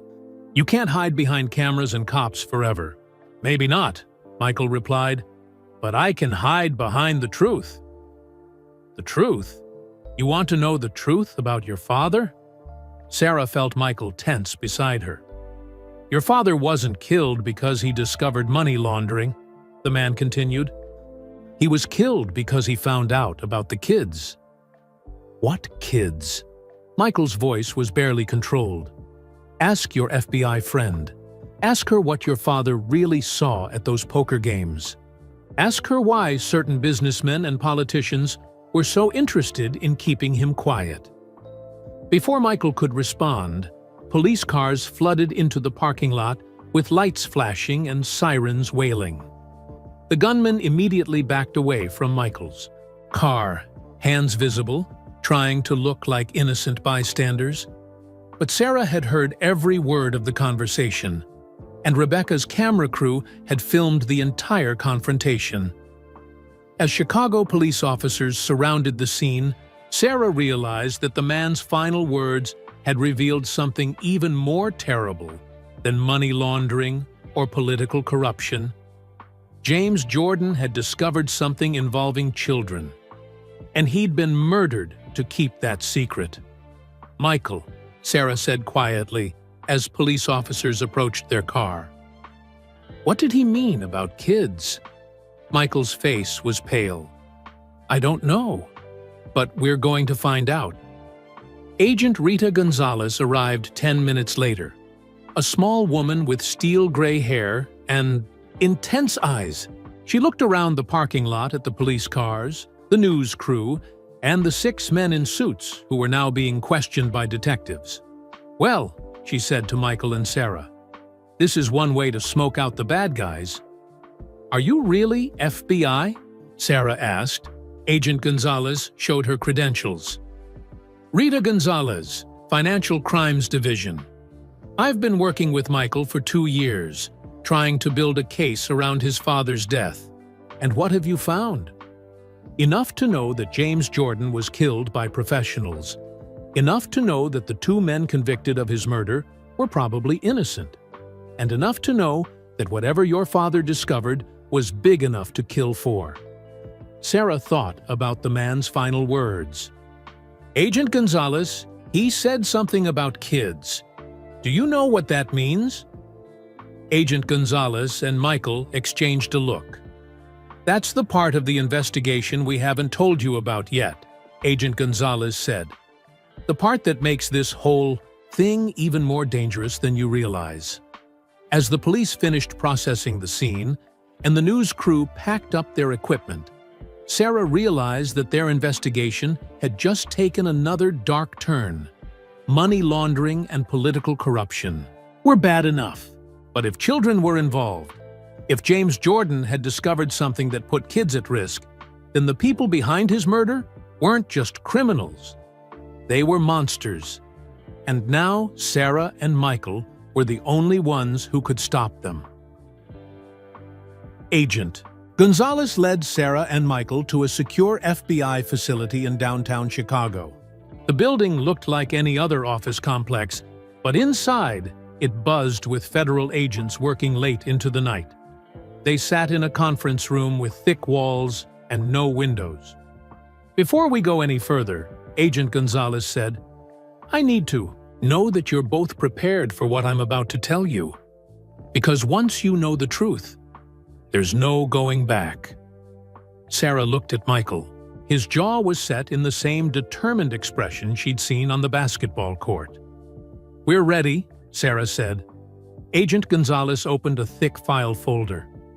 Your father wasn't just documenting money laundering, Michael. He stumbled onto something much worse. A human trafficking operation that used the poker games as meeting points. Sarah felt sick. Human trafficking? Children, specifically. Young kids being moved from Chicago to other cities, sold to people who... Agent Gonzalez paused. People who hurt children in ways I don't like to describe. Michael's hands clenched into fists. My father saw this happening? According to our investigation, yes. The poker games weren't just about cleaning dirty money. They were also used to arrange sales, transfers, and payments for trafficking operations. Agent Gonzalez pulled out photographs from the file. They showed the same hotel suites and private clubs that appeared in James Jordan's notebooks, but these photos were taken by hidden FBI cameras. We've been investigating this ring for 3 years, she continued, but every time we get close, witnesses disappear or evidence gets destroyed. Your father was the first person who kept detailed records of what he saw. Sarah studied the photos. How many children are we talking about? We estimate at least 24 kids per year moving through Chicago. But the network extends to other cities: Atlantic City, Las Vegas, Miami. Could be hundreds of children total. Jesus, Michael whispered. The people running this operation have connections everywhere. City Hall, state government, federal courts. They've been protected for years by people in positions of power. Sarah thought about the names in James Jordan's notebooks. The politicians and businessmen he wrote about. They were customers? Some were customers. Others were just being paid to look the other way. Your father started figuring out who was who. Agent Gonzalez showed them a copy of one of James Jordan's notebook pages. This one was different from what Sarah had seen before. Instead of gambling records, it contained names, dates, and notes about conversations. Look at this entry from July 15, 1993. Agent Gonzalez pointed. Your father wrote, Vincent angry about newspaper investigation. Says reporter, asking questions about missing kids from Humboldt Park. There was a newspaper investigation? Sarah asked. A young reporter for the Sun-Times was looking into missing children from low-income neighborhoods. Kids who disappeared and were never found. She was getting close to connecting the disappearances to the gambling operations. What happened to her? Car accident. Brake failure on the Kennedy Expressway. She died 3 days before your father was killed. The room went silent. Sarah realized how close she'd come to suffering the same fate. How many other people have they killed? Michael asked. We know of at least 6 deaths over the past 5 years, all people who got too close to the truth. All made to look like accidents or random crimes. Agent Gonzalez pulled out another document. But here's what gives me hope. Your father's notebooks contain information we've never been able to get from any other source. Names, dates, financial records, and now, with the live television coverage from tonight, the whole city knows something big is happening. What do you mean? Sarah asked. I mean that Channel 7's coverage of the parking lot confrontation has been picked up by national news. CNN is running the story. The FBI can't pretend this investigation doesn't exist anymore. Michael leaned forward. You're saying we've forced this into the open? Exactly. For years, this has been a quiet investigation that powerful people could control and suppress. But now it's public. Now there's pressure to get results. Sarah felt a mix of hope and fear, which makes us more valuable as witnesses, but also bigger targets. True, but it also means we can move fast. Tonight's confrontation spooked them. They're making mistakes, taking risks they normally wouldn't take. Agent Gonzalez's phone buzzed. She looked at it and smiled. Speaking of mistakes, she said, Chicago PD just arrested Vincent Torino. He was trying to leave the city with a suitcase full of cash and fake identification. "Will he talk?" Michael asked. "He's already talking. Turns out Vinny doesn't want to go to prison for child trafficking. He's offering to give us names in exchange for a plea deal." Sarah's mind was racing. If Vinny talks, how many people could he identify? Dozens. Politicians, judges, businessmen, law enforcement officers. This could bring down half the corrupt officials in Chicago. Michael stood up and walked to the whiteboard on the wall. "So what's our next move?" "We need you both to go into protective custody while we make arrests. It's going to be dangerous for the next few days." "No," Michael said firmly. "Michael, these people have killed at least 6. I said no. I have Game 2 of the finals tomorrow night. 21,000 people have tickets. The whole city is watching. I'm not hiding." Agent Gonzalez looked frustrated. "Michael, be reasonable. Your life is in danger. My life has been in danger for 5 years, but I'm not going to let these people control me anymore. Besides, what safer place is there than the United Center with 20,000 witnesses and national television coverage?" Sarah understood his reasoning. He's right. They can't do anything to him during a basketball game. Too public, too many cameras. And after the game? "After the game, we keep investigating," Michael said. "We find every person involved in this trafficking ring. We make sure they all go to prison. And we save those kids." Agent Gonzalez sighed. "If you insist on playing basketball while there's a contract out on your life, then we're going to have to do this the hard way." "What's the hard way?" "We turn you into bait. Let them come after you. But this time, we'll be ready." Sarah felt her stomach drop. "You want to use Michael as bait?" "I want to end this trafficking ring before more children get hurt. And if that means putting Michael at risk, then yes." Michael nodded slowly. "What do you need me to do?" "Play your game tomorrow night. Act normal, but wear a wire, and let us position agents throughout the arena. When they make their move, we'll be ready. And if something goes wrong, then we hope you're as good at dodging bullets as you are at dodging defenders." It wasn't much of a plan, but it was the only plan they had. Sarah spent the rest of the night in a safe house FBI facility, but she couldn't sleep. Every time she closed her eyes, she thought about the children who were being trafficked, about James Jordan trying to save them, about the reporter who died investigating their disappearances. At 6 a.m., her phone rang. It was her mother. "Sarah, we saw you on the news. Are you okay? What's happening?"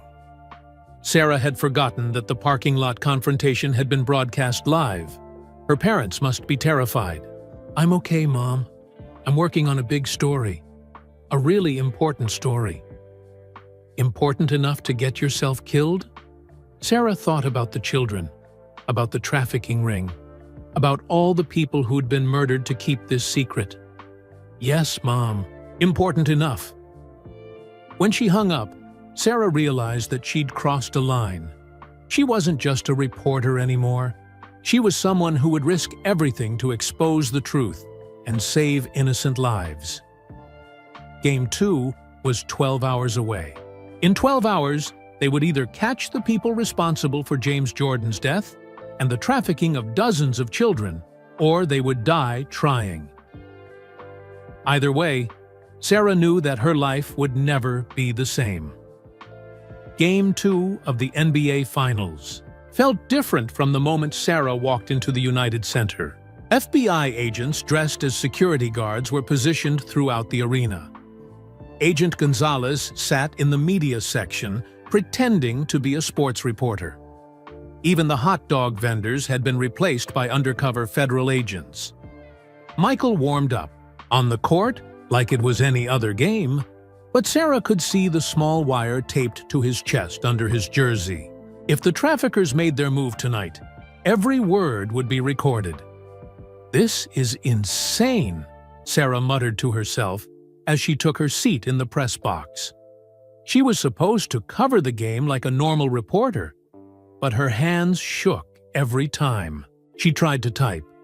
The Bulls were playing the Utah Jazz, but Sarah's eyes kept scanning the crowd for faces that didn't belong. Anthony Cascio was still somewhere in Chicago, along with his team of armed men. They knew Michael had evidence that could destroy their operation. "Ladies and gentlemen, please welcome the Chicago Bulls." The announcer's voice boomed through the arena as 21,000 fans erupted in cheers.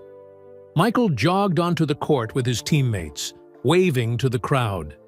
He looked calm, confident, like he always did before big games. But Sarah knew better. She could see the tension in his shoulders, the way his eyes moved constantly, looking for threats. The game started at 8 p.m. For the first quarter, everything seemed normal. Michael scored 12 points, the Bulls took an early lead, and the crowd was electric with excitement. Sarah almost let herself believe that maybe the traffickers wouldn't try anything during such a public event. Then, during the first time out, Agent Gonzalez's voice crackled through Sarah's earpiece. "We have movement. 3 men in Section 108, row 15. They're not watching the game." Sarah looked toward Section 108. 3 men in expensive suits were sitting together, but their eyes weren't on the basketball court. They were watching Michael. ".E2. We recognize them?" Sarah whispered into her microphone. "Negative, but they match the description of Casio's associates from last night." The second quarter began. Michael continued playing brilliantly, but Sarah noticed he was staying closer to his teammates than usual. He wasn't taking his normal isolation plays, wasn't driving to the basket alone. At halftime, with the Bulls leading 52-48, Michael disappeared into the tunnel with his team. That's when Sarah's phone buzzed with a text from an unknown number. "Meet us in Tunnel B or the children die tonight." Sarah's blood turned to ice. She showed the message to Agent Gonzalez, who immediately started speaking into her radio. "Chalu, units, we have a credible threat. Suspect is using children as leverage. Michael, do you copy?" Michael's voice came through the earpiece, slightly out of breath from playing. "I copy. What do you need me to do?" "They want to meet in Tunnel B. It's obviously a trap. But if they really have children..." Sarah understood Michael's dilemma. If the traffickers were holding kids hostage, they couldn't ignore the threat. "Agent Gonzalez," Sarah said, "what if we give them what they want, but on our terms?" "What do you mean?" Michael goes to Tunnel B, but with backup. Hidden cameras, agents in position. We catch them in the act of threatening him. Too risky. Everything we've done has been risky.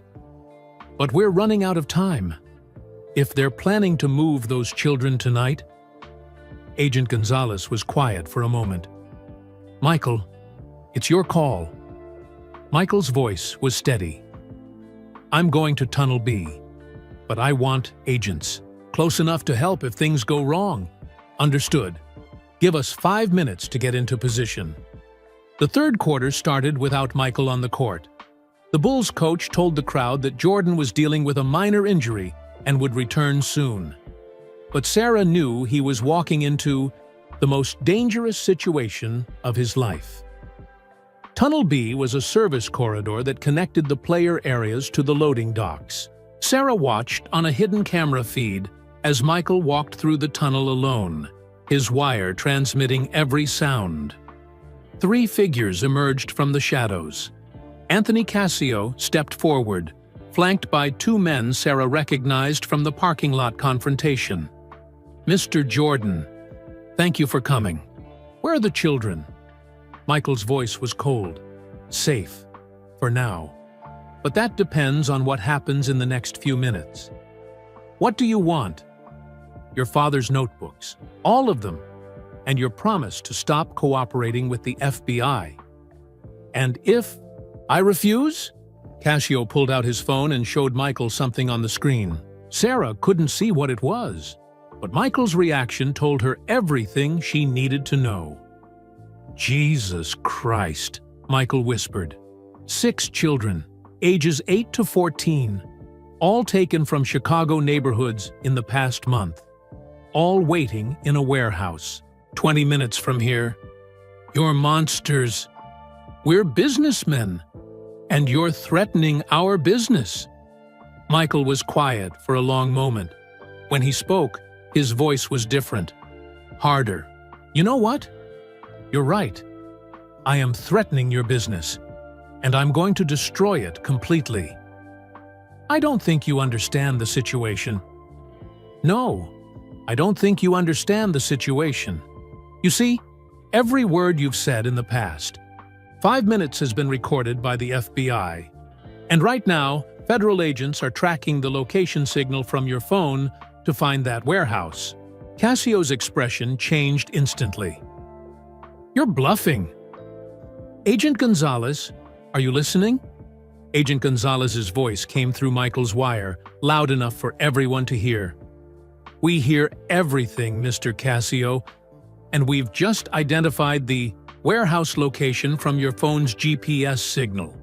FBI tactical teams are en route. Cassio reached for his gun, but before he could draw it, FBI agents poured into the tunnel from both directions. The 2 men with Cassio were on the ground in handcuffs. Within seconds, Anthony Cassio, you're under arrest for human trafficking, conspiracy, and murder, Agent Gonzalez said as she approached with her weapon drawn. But Cassio wasn't finished. As the agents moved to arrest him, he pulled out a small device that looked like a garage door opener. You think this ends here? He snarled. You think arresting me saves those kids? This is bigger than Chicago, bigger than you can imagine. What's that device? Agent Gonzalez asked. Insurance. 1 button destroys all the evidence. Computer files, financial records, everything you need to prosecute the others involved. Put it down. I don't think so. You want to save those kids? You want to catch the politicians and judges who've been protecting us? Then you let me walk out of here. Sarah watched the standoff through the camera feed. 6 children were being held hostage in a warehouse. Evidence that could convict dozens of corrupt officials could be destroyed with the push of a button. And Anthony Cassio was the only person who could save both. That's when Michael did something that shocked everyone. He stepped forward, putting himself between Cassio and the FBI agents. You want insurance? Michael said. Here's your insurance. I'll go with you. Me for the kids. 1 for 6. Michael, no! Agent Gonzalez shouted. Let me finish. I'll go with you, but only if you release the children first. And only if you give the FBI that device. Cassio laughed. You think I'm stupid? I think you're smart enough to know that kidnapping Michael Jordan will bring down more heat than your organization can handle. But letting him help you escape might actually work. Sarah realized what Michael was doing. He was buying time, keeping Cassio talking while FBI agents moved into position at the warehouse. You have 10 seconds to decide, Michael continued. Take me hostage and become the most wanted man in America, or let me help you disappear quietly. Cassio looked around the tunnel. FBI agents had him surrounded, but he still had the device that could destroy years of evidence. 5 seconds, Michael said. That's when Sarah heard Agent Gonzalez's voice in her earpiece. Warehouse secured. All 6 children safe.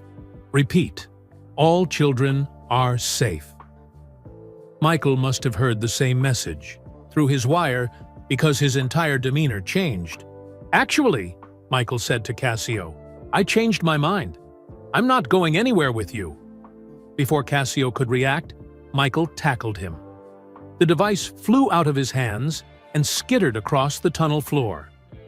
Agent Gonzalez grabbed it, while 2 other agents subdued Casio. "It's over," Agent Gonzalez said into her radio. "Suspect in custody. Evidence secured. Children safe." Sarah slumped in her chair, overwhelmed with relief. They'd done it. They'd caught the people responsible for James Jordan's death and saved 6 children from a trafficking ring. But even as FBI agents led Casio away in handcuffs, Sarah knew this was just the beginning. The device he'd been carrying contained evidence that would implicate dozens of other people. Politicians, judges, businessmen, all the corrupt officials who'd been protecting the trafficking operation. Michael returned to the basketball court for the 4th quarter. The crowd had no idea what had just happened in Tunnel B. To them, their hero had simply returned from treating an injury. He scored 15 points in the final 12 minutes, leading the Bulls to a 97-85 victory. As the final buzzer sounded and confetti fell from the ceiling, Sarah watched Michael collapse to his knees at center court. But this time, he wasn't crying from exhaustion or joy. He was crying because, after 5 years, he finally had justice for his father's death. In the locker room after the game, Sarah found Michael sitting alone, still in his uniform. "How does it feel?" she asked. "Like I can finally breathe again. Like my father can finally rest in peace." "What happens now?" Michael looked at her with eyes that seemed older than they had a week ago. "Now we make sure this never happens again. Now we use our voices to protect other children. Now we turn this nightmare into something that actually helps people." Sarah realized that their investigation had changed both of them forever. They'd started as enemies, a reporter trying to destroy a basketball star's reputation. They'd become partners in exposing one of the most evil conspiracies either of them had ever imagined. "Michael, there's something I need to ask you." "What?" "Your father's phone call, the night before he died. You said he told you he had information that could hurt important people. Did he ever tell you he was going to the FBI?" Michael was quiet for a long moment. "Actually, Sarah, he did tell me something else. Something I haven't told anyone, not even Agent Gonzalez." "What?" Michael looked directly at her. "He said he thought someone in the FBI might be involved. Someone who'd been tipping off the traffickers about investigations." Sarah's heart stopped. "Are you saying—" "I'm saying we may have just solved one conspiracy, but there might be another one, a bigger one." As Sarah processed this new information, she realized that their investigation was far from over. If there were corrupt FBI agents protecting child traffickers, then the conspiracy went even deeper than they'd imagined. But for tonight, 6 children were safe. Anthony Casio was in custody. And James Jordan's murder had finally been solved. It was a start. 6 months after the arrests at the United Center, Sarah sat in the Chicago Tribune newsroom, staring at her computer screen. The cursor blinked on a blank document titled The Jordan Files, Part 7. She was writing a series about the investigation, but today's article was the hardest one yet. Her editor, Frank Morrison, walked over with a cup of coffee and a proud smile. Ever since Sarah's investigation had exposed the trafficking ring, she'd become the Tribune's star reporter. The paper had won 3 journalism awards, and Sarah had received job offers from newspapers across the country. "How's the follow-up piece coming?" Frank asked, slowly. "It's hard to write about the corruption trial when new evidence keeps coming out every day." The trials had been going on for 4 months. Anthony Casio had pled guilty and was cooperating with federal prosecutors. His testimony had led to the arrests of 37 people, including 2 city councilmen, a federal judge, and a state senator. But as Michael had suspected, the corruption went deeper than anyone had imagined. "Any word on the FBI investigation?" Frank asked. Sarah nodded grimly. 3 agents have been arrested so far, including one who was feeding information to the traffickers for 2 years. The revelation that FBI agents had been protecting the ABV trafficking ring had shocked the entire law enforcement community. Agent Rita Gonzalez was leading an internal investigation, but Sarah knew it would take years to root out all the corruption. Sarah's phone buzzed with a text message from Michael. "Foundation meeting at 3 p.m. Can you make it?" She typed back, "I'll be there." The James R. Jordan Boys and Girls Club had opened 3 months ago in the South Side neighborhood where Marcus Williams lived. It was a beautiful facility with basketball courts, computer labs, tutoring rooms, and counseling services for kids who'd experienced trauma. Sarah drove to the club, thinking about how much her life had changed since that first phone call from Vincent Torino. She'd gone from covering high school basketball games to exposing one of the biggest corruption scandals in Chicago history. More importantly, she'd helped save 47 children. The investigation had uncovered trafficking operations in 6 states. Children who'd been missing for months or years were found and reunited with their families. Some, like the 6 kids rescued from the warehouse, were still recovering from their experiences. Michael was waiting for her in the conference room at the boys' club. He looked older than he had during the basketball season, but more peaceful. The weight he'd carried for 5 years was finally gone. "How are the kids doing?" Sarah asked, settling into a chair across from him. "Better. Dr. Martinez says trauma recovery takes time, but they're making progress. The youngest one, Tommy, just started sleeping through the night without nightmares." Sarah smiled.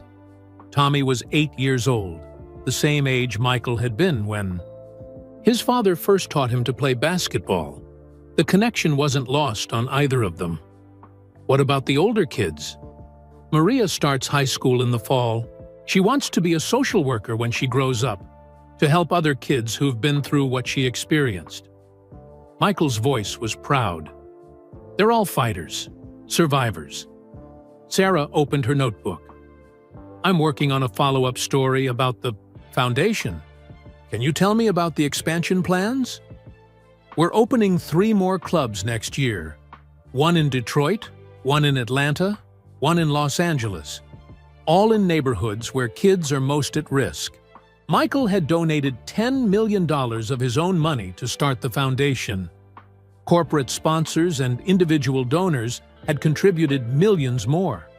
The goal was to create safe spaces where children could get help, education, and protection.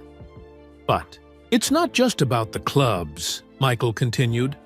"We're also working with law enforcement to train officers to recognize signs of trafficking. And we're funding research into how criminal networks recruit and move children." Sarah took notes, but she was also thinking about the personal cost of their investigation. Michael had retired from basketball after leading the Bulls to their 6th championship. At 35, he was still playing at an elite level, but he'd decided to dedicate his life to protecting children. "Do you ever regret giving up basketball?" Sarah asked. Michael was quiet for a moment. "Basketball gave me everything: fame, money, the ability to help people. But this work, this is what my father would have wanted me to do." "You think he'd be proud?" "I know he would. Dad always said that talent is a gift, but what you do with it is a choice. I'm finally making the right choice." Sarah's phone rang. She looked at the caller ID and frowned. It was Agent Gonzalez. "I should take this," Sarah said, stepping into the hallway. "Sarah, we need to meet. Tonight. There's been a development in the FBI corruption investigation." "What kind of development?" "The kind that makes everything we thought we knew about this case look small. Can you meet me at the Federal Building at 7 p.m.? "I'll be there." Sarah returned to the conference room where Michael was reviewing architectural plans for the Detroit Club. That was Agent Gonzalez. She wants to meet tonight about the FBI investigation. Michael looked up from the plans. Good news or bad news? With this case, I'm not sure there's a difference anymore. That evening, Sarah and Michael met Agent Gonzalez in the same secure conference room where they'd first learned about the trafficking operation. But this time, Agent Gonzalez looked tired and worried. What we've discovered in the past week changes everything, she began. The corruption in the FBI wasn't just about protecting a trafficking ring, it was about protecting a much larger criminal network. She opened a new file folder, thick with documents and photographs. The traffickers were just one part of a broader conspiracy. Money laundering, arms dealing, drug trafficking, political corruption, all connected to the same network of people. Sarah felt a familiar chill. How big are we talking? International. We've found connections to criminal organizations in 12 countries. The poker games in Chicago were just one small piece of a global operation. Michael leaned forward. Are you saying my father stumbled onto something even bigger than we realized? Your father documented the American operations of one of the largest criminal networks in the world. If he'd lived to testify, he could have brought down hundreds of people across multiple countries. Agent Gonzalez showed them a map covered with red pins. Each pin represented a location where the network operated. Cities across the United States, Canada, Mexico, and Europe. The good news is that your investigation gave us the breakthrough we needed. Cassio's device contained financial records that allowed us to trace money flows across borders. We've made arrests in 8 countries so far. And the bad news? Sarah asked. The bad news is that we've only scratched the surface. There are still powerful people involved who haven't been caught. And some of them know that you two are responsible for exposing their operation. Michael and Sarah exchanged glances. They'd thought the danger was over after Cassio's arrest. Are we still in danger? Sarah asked. We think so, which is why we're offering you both witness protection. Michael shook his head immediately. I'm not hiding. I have a foundation to run. Kids who depend on me. Michael, be reasonable. I was reasonable for 5 years, and it got us nowhere. Sometimes you have to stand and fight. Sarah understood his position, but she also understood the reality of their situation. Agent Gonzalez, what if we compromise? What if we agree to extra security but continue our work? What do you mean? I mean federal protection while we keep investigating. Keep writing stories. Keep exposing corruption, but with backup. Agent Gonzalez considered this. It's risky, but it might work. The more public attention this story gets, the harder it becomes for them to silence you. Michael nodded. Then, that's what we do. We keep fighting, but we fight smart.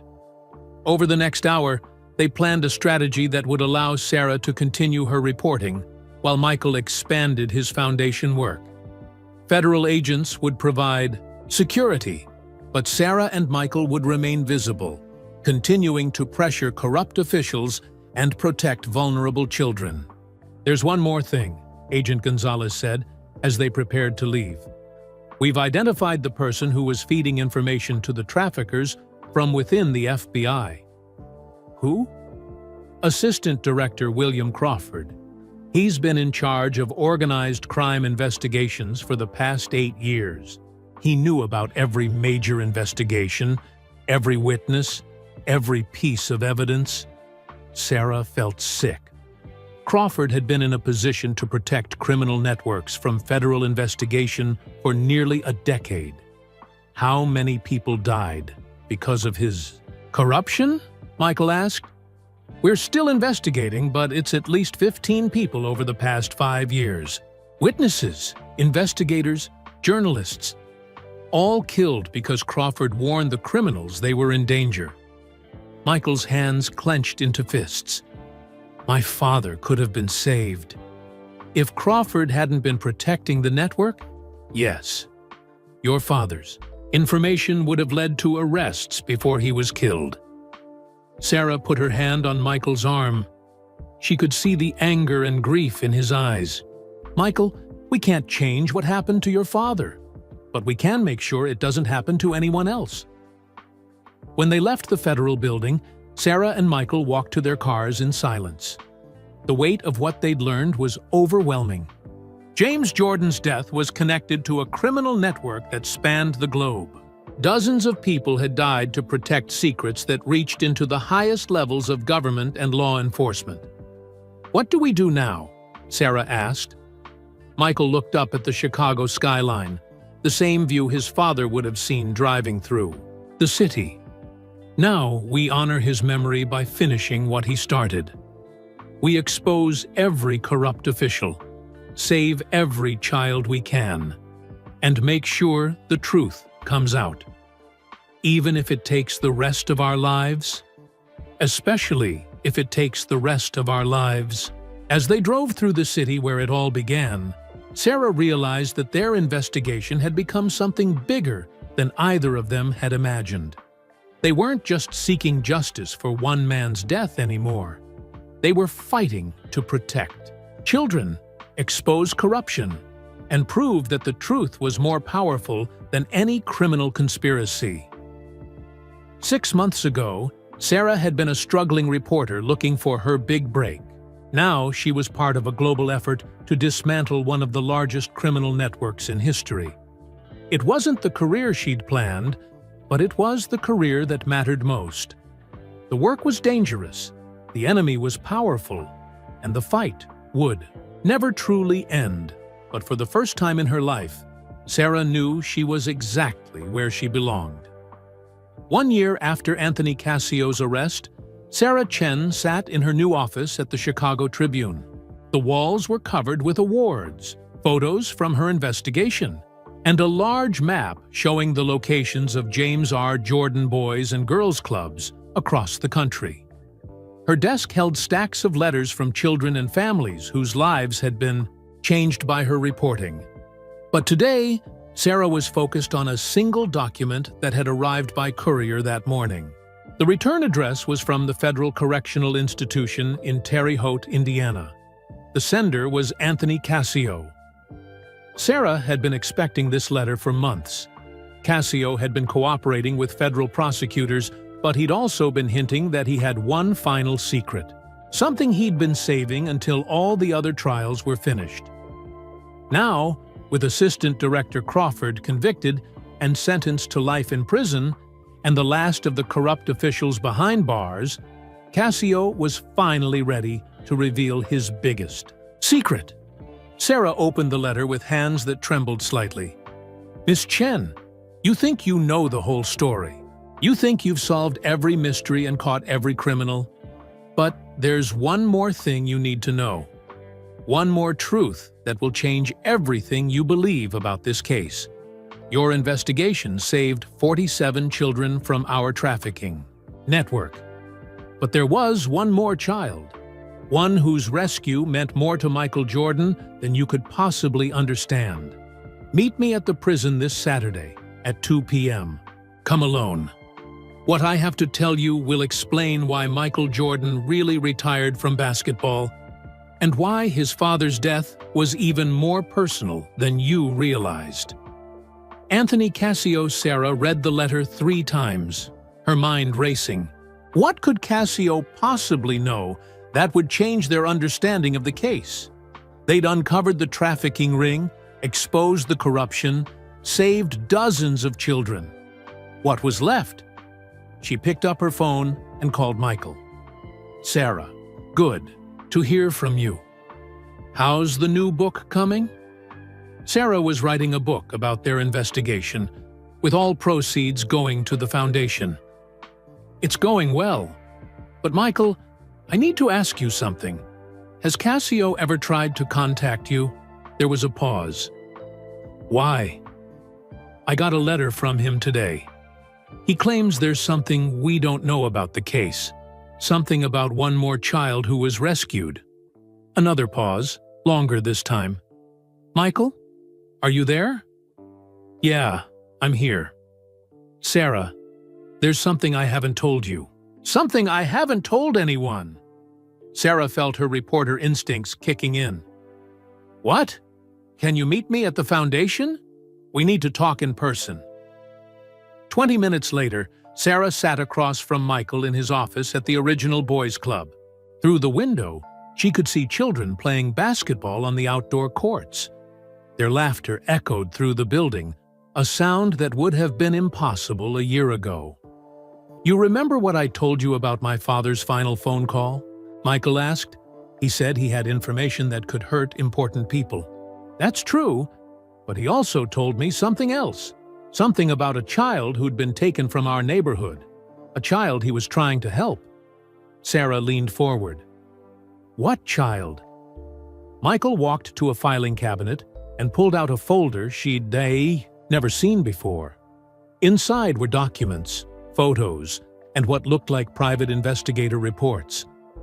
Her name was Jessica Chen. She was 12 years old when she disappeared from Chinatown in 1992. Sarah's heart stopped. Chen was her last name, but there were thousands of Chens in Chicago. It had to be a coincidence.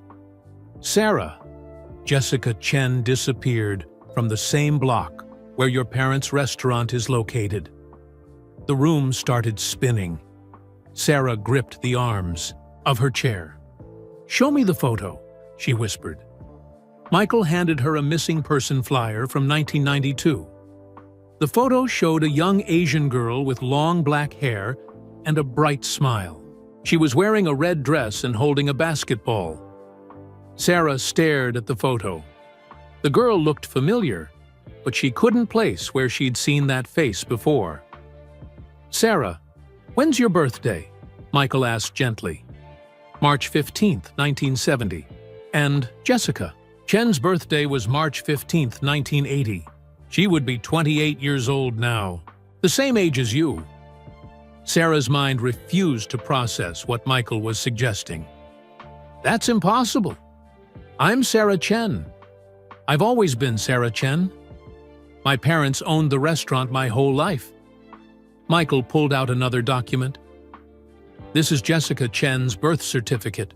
Her parents were David and Linda Chen. They owned Chen's Garden Restaurant on Wentworth Avenue.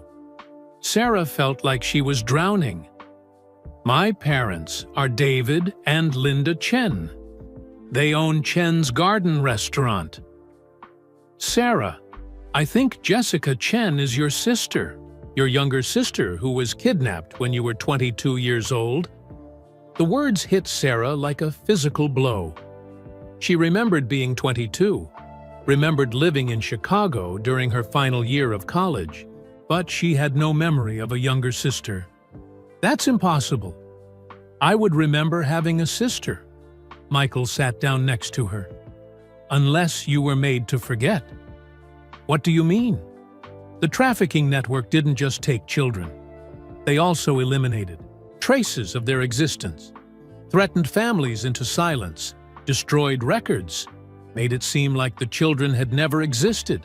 Sarah thought about her parents, about their quiet sadness that she'd always attributed to the stress of running a restaurant, about the locked room upstairs in their house that they'd never explained, about the way they sometimes looked at her with an expression she couldn't understand. If I had a sister, why wouldn't my parents tell me? Because they were threatened. Because they were told that if they ever spoke about Jessica, their other daughter might disappear too. Michael showed her more documents. Financial records showing payments from David and Linda Chen to various people over the years. Payments that looked suspiciously like extortion. Your parents have been paying money to keep you safe, Sarah. For over 20 years, they've been buying your safety with their silence about Jessica. Sarah's phone rang. The caller ID showed her mother's number. Answer it, Michael said gently. Mom? Sarah's voice was shaky. Sarah? Where are you? You sound upset. Mom, I need to ask you something. Did I ever have a sister? The line went completely quiet. Sarah could hear her mother breathing, but no words came. Mom? Sarah, come home. Come home right now. Your father and I need to talk to you. The drive to her parents' restaurant felt like the longest 20 minutes of Sarah's life. Michael came with her, understanding that she needed support for whatever they were about to discover. Chen's garden looked exactly the same as it had when Sarah was a child. Red lanterns hung from the ceiling, the smell of garlic and ginger filled the air, and her parents stood behind the counter looking older and more tired than she'd ever seen them. Mom, Dad, this is Michael Jordan. Her parents bowed respectfully, but their eyes were filled with fear. Sarah, her father said quietly, we need to go upstairs. They climbed the narrow stairs to the apartment above the restaurant. Her parents led her to the locked room she'd always wondered about. Her father pulled out a key and opened the door. Inside was a child's bedroom, perfectly preserved. Pink walls, stuffed animals, a desk with homework assignments dated 1992. On the wall were dozens of photos of two girls, one who looked exactly like Sarah at age 22, and one who was the girl from the missing person flyer. Sarah, her mother said, tears streaming down her face. This was your sister Jessica's room. Sarah stared at the photos. Slowly, memories began to surface. Fragments of scenes she'd somehow forgotten. Playing basketball with a younger girl, teaching someone to ride a bike, helping with homework at the restaurant. Why can't I remember her clearly? Her father sat down heavily on Jessica's bed. Because we made you forget. We paid for therapy to help you block the memories. We thought it would protect you. Protect me from what? From the people who took her. They told us that if we ever spoke about Jessica, if we ever tried to find her, they would take you too. Sarah's mother pulled out a shoebox filled with letters. But we never stopped looking.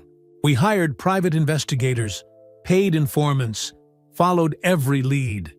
We spent every penny we had trying to find her.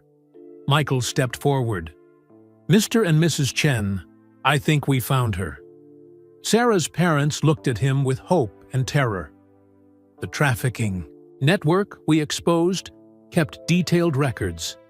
Children they'd taken, families they'd threatened, money they'd collected. Jessica's name is in those records. Is she alive? Sarah's mother whispered. Yes, she's alive. And she's been looking for you, too. Michael explained how the investigation had uncovered Jessica's trail. She'd been held by the trafficking network for 3 years before managing to escape in 1995. She'd been living under a different name, working with social services to help other rescued children. She's been working at a children's shelter in Detroit, using the name Jennifer Walsh. She's 28 years old now, married, with a daughter of her own. Sarah's legs gave out. She sat down hard on Jessica's childhood bed, surrounded by memories that were slowly returning. She knows about me? She's been trying to find you for years, but the therapy you received, the memory blocks, it made you essentially invisible to her searches. She was looking for Sarah Chen, who remembered having a sister, not Sarah Chen, who'd forgotten. Her mother was sobbing now. We thought we were protecting you. We thought if you forgot about Jessica, you'd be safe. But instead, you took away my memories of my own sister. Sarah's father nodded miserably. We made a terrible choice. We were so scared of losing you, too. Michael pulled out his phone. Would you like to call her? Sarah looked around Jessica's room, at the photos of two sisters who'd been separated by criminals and fear. at parents who'd sacrificed everything to protect one daughter while never stopping their search for the other. "Yes," Sarah said. "I want to call my sister." 20 minutes later, Sarah heard Jessica's voice for the first time in over 20 years. "Sarah? Is it really you?" "Jessica, I'm so sorry I forgot about you. I'm so sorry I didn't keep looking. You were made to forget. It wasn't your choice. But Sarah, I never forgot about you. Not for one day." They talked for 2 hours. Jessica told Sarah about her escape, her years in foster care, her work helping other trafficking survivors. Sarah told Jessica about their parents, about the investigation, about how the criminals who'd taken her were finally in prison. "I have a daughter," Jessica said. "Her name is Sarah. I named her after you." When the call ended, Sarah sat in her sister's childhood room with her parents and Michael, trying to process everything she'd learned. "The trafficking network took Jessica to hurt our family," her father explained. "But they also used her disappearance to control us. Every year, they'd send a photo proving she was alive, along with demands for money and silence." "That's why you've been struggling financially," Sarah realized. "You've been paying them for 20 years. We would have paid for 100 years if it meant keeping you safe." Michael stood up. "Mr. and Mrs. Chen, those payments are over. The people who threatened your family are in prison. And tomorrow, if Sarah agrees, we're going to bring Jessica home." Sarah looked at the photos on the wall. 2 sisters separated by crime and fear, but never really apart. Her investigation into Michael Jordan's gambling had led her to uncover a trafficking network. That investigation had saved 47 children, but the most important child they'd saved was one she'd never known they were looking for: her own sister. "Michael," Sarah said, "do you think this is why I was chosen to investigate your story? Do you think someone knew that following your father's murder would lead me to Jessica?" Michael smiled. "I think your father, both your fathers, were watching over us. I think they made sure the right reporter got the right story at the right time." Sarah picked up one of the photos from Jessica's desk. It showed 2 sisters playing basketball in the alley behind the restaurant. In the photo, the older sister was teaching the younger one how to shoot. "You know what the most stunning thing is?" Sarah said. "What?" "They tried to destroy our family with lies and threats and violence. They tried to make us forget each other, make us afraid, make us weak." Sarah stood up, holding the photo of her and Jessica. "But the truth brought us back together. Love brought us back together. And tomorrow, for the first time in 20 years, my sister is coming home." Michael Jordan had confronted a reporter who tried to cancel him with lies about gambling. But the real story was much more stunning than anyone could have imagined. The story wasn't about a basketball player's gambling addiction. It was about 2 sisters separated by evil but reunited by truth. It was about parents who sacrificed everything to protect their children. It was about a father who died trying to save other people's kids. Most of all, it was about the power of truth to heal even the deepest wounds and bring families back together. Sarah Chen had started this investigation looking for a career-making story. She'd found something much more valuable. She'd found her sister. She'd found her purpose. And she'd learned that sometimes the most important stories are the ones that save the people you love most. We'd love to know where you're listening from. Drop a comment below and tell us your city or country. It's amazing to connect with viewers from all around the world. If this story moved you, please hit that like button and subscribe to our channel for more incredible true stories that will inspire, shock, and remind you of the power of truth and love. We share amazing tales every week that you won't want to miss. And don't keep this story to yourself. Share it with your friends and family. Stories like this remind us that truth always wins, love conquers fear, and sometimes the most important discoveries come from the most unexpected places. By sharing, you're helping spread kindness and awareness about the real issues that matter. Thank you for listening. And remember, the most stunning revelations often come from the courage to ask the right questions and never give up on finding the truth. Until next time, keep believing in the power of love and family.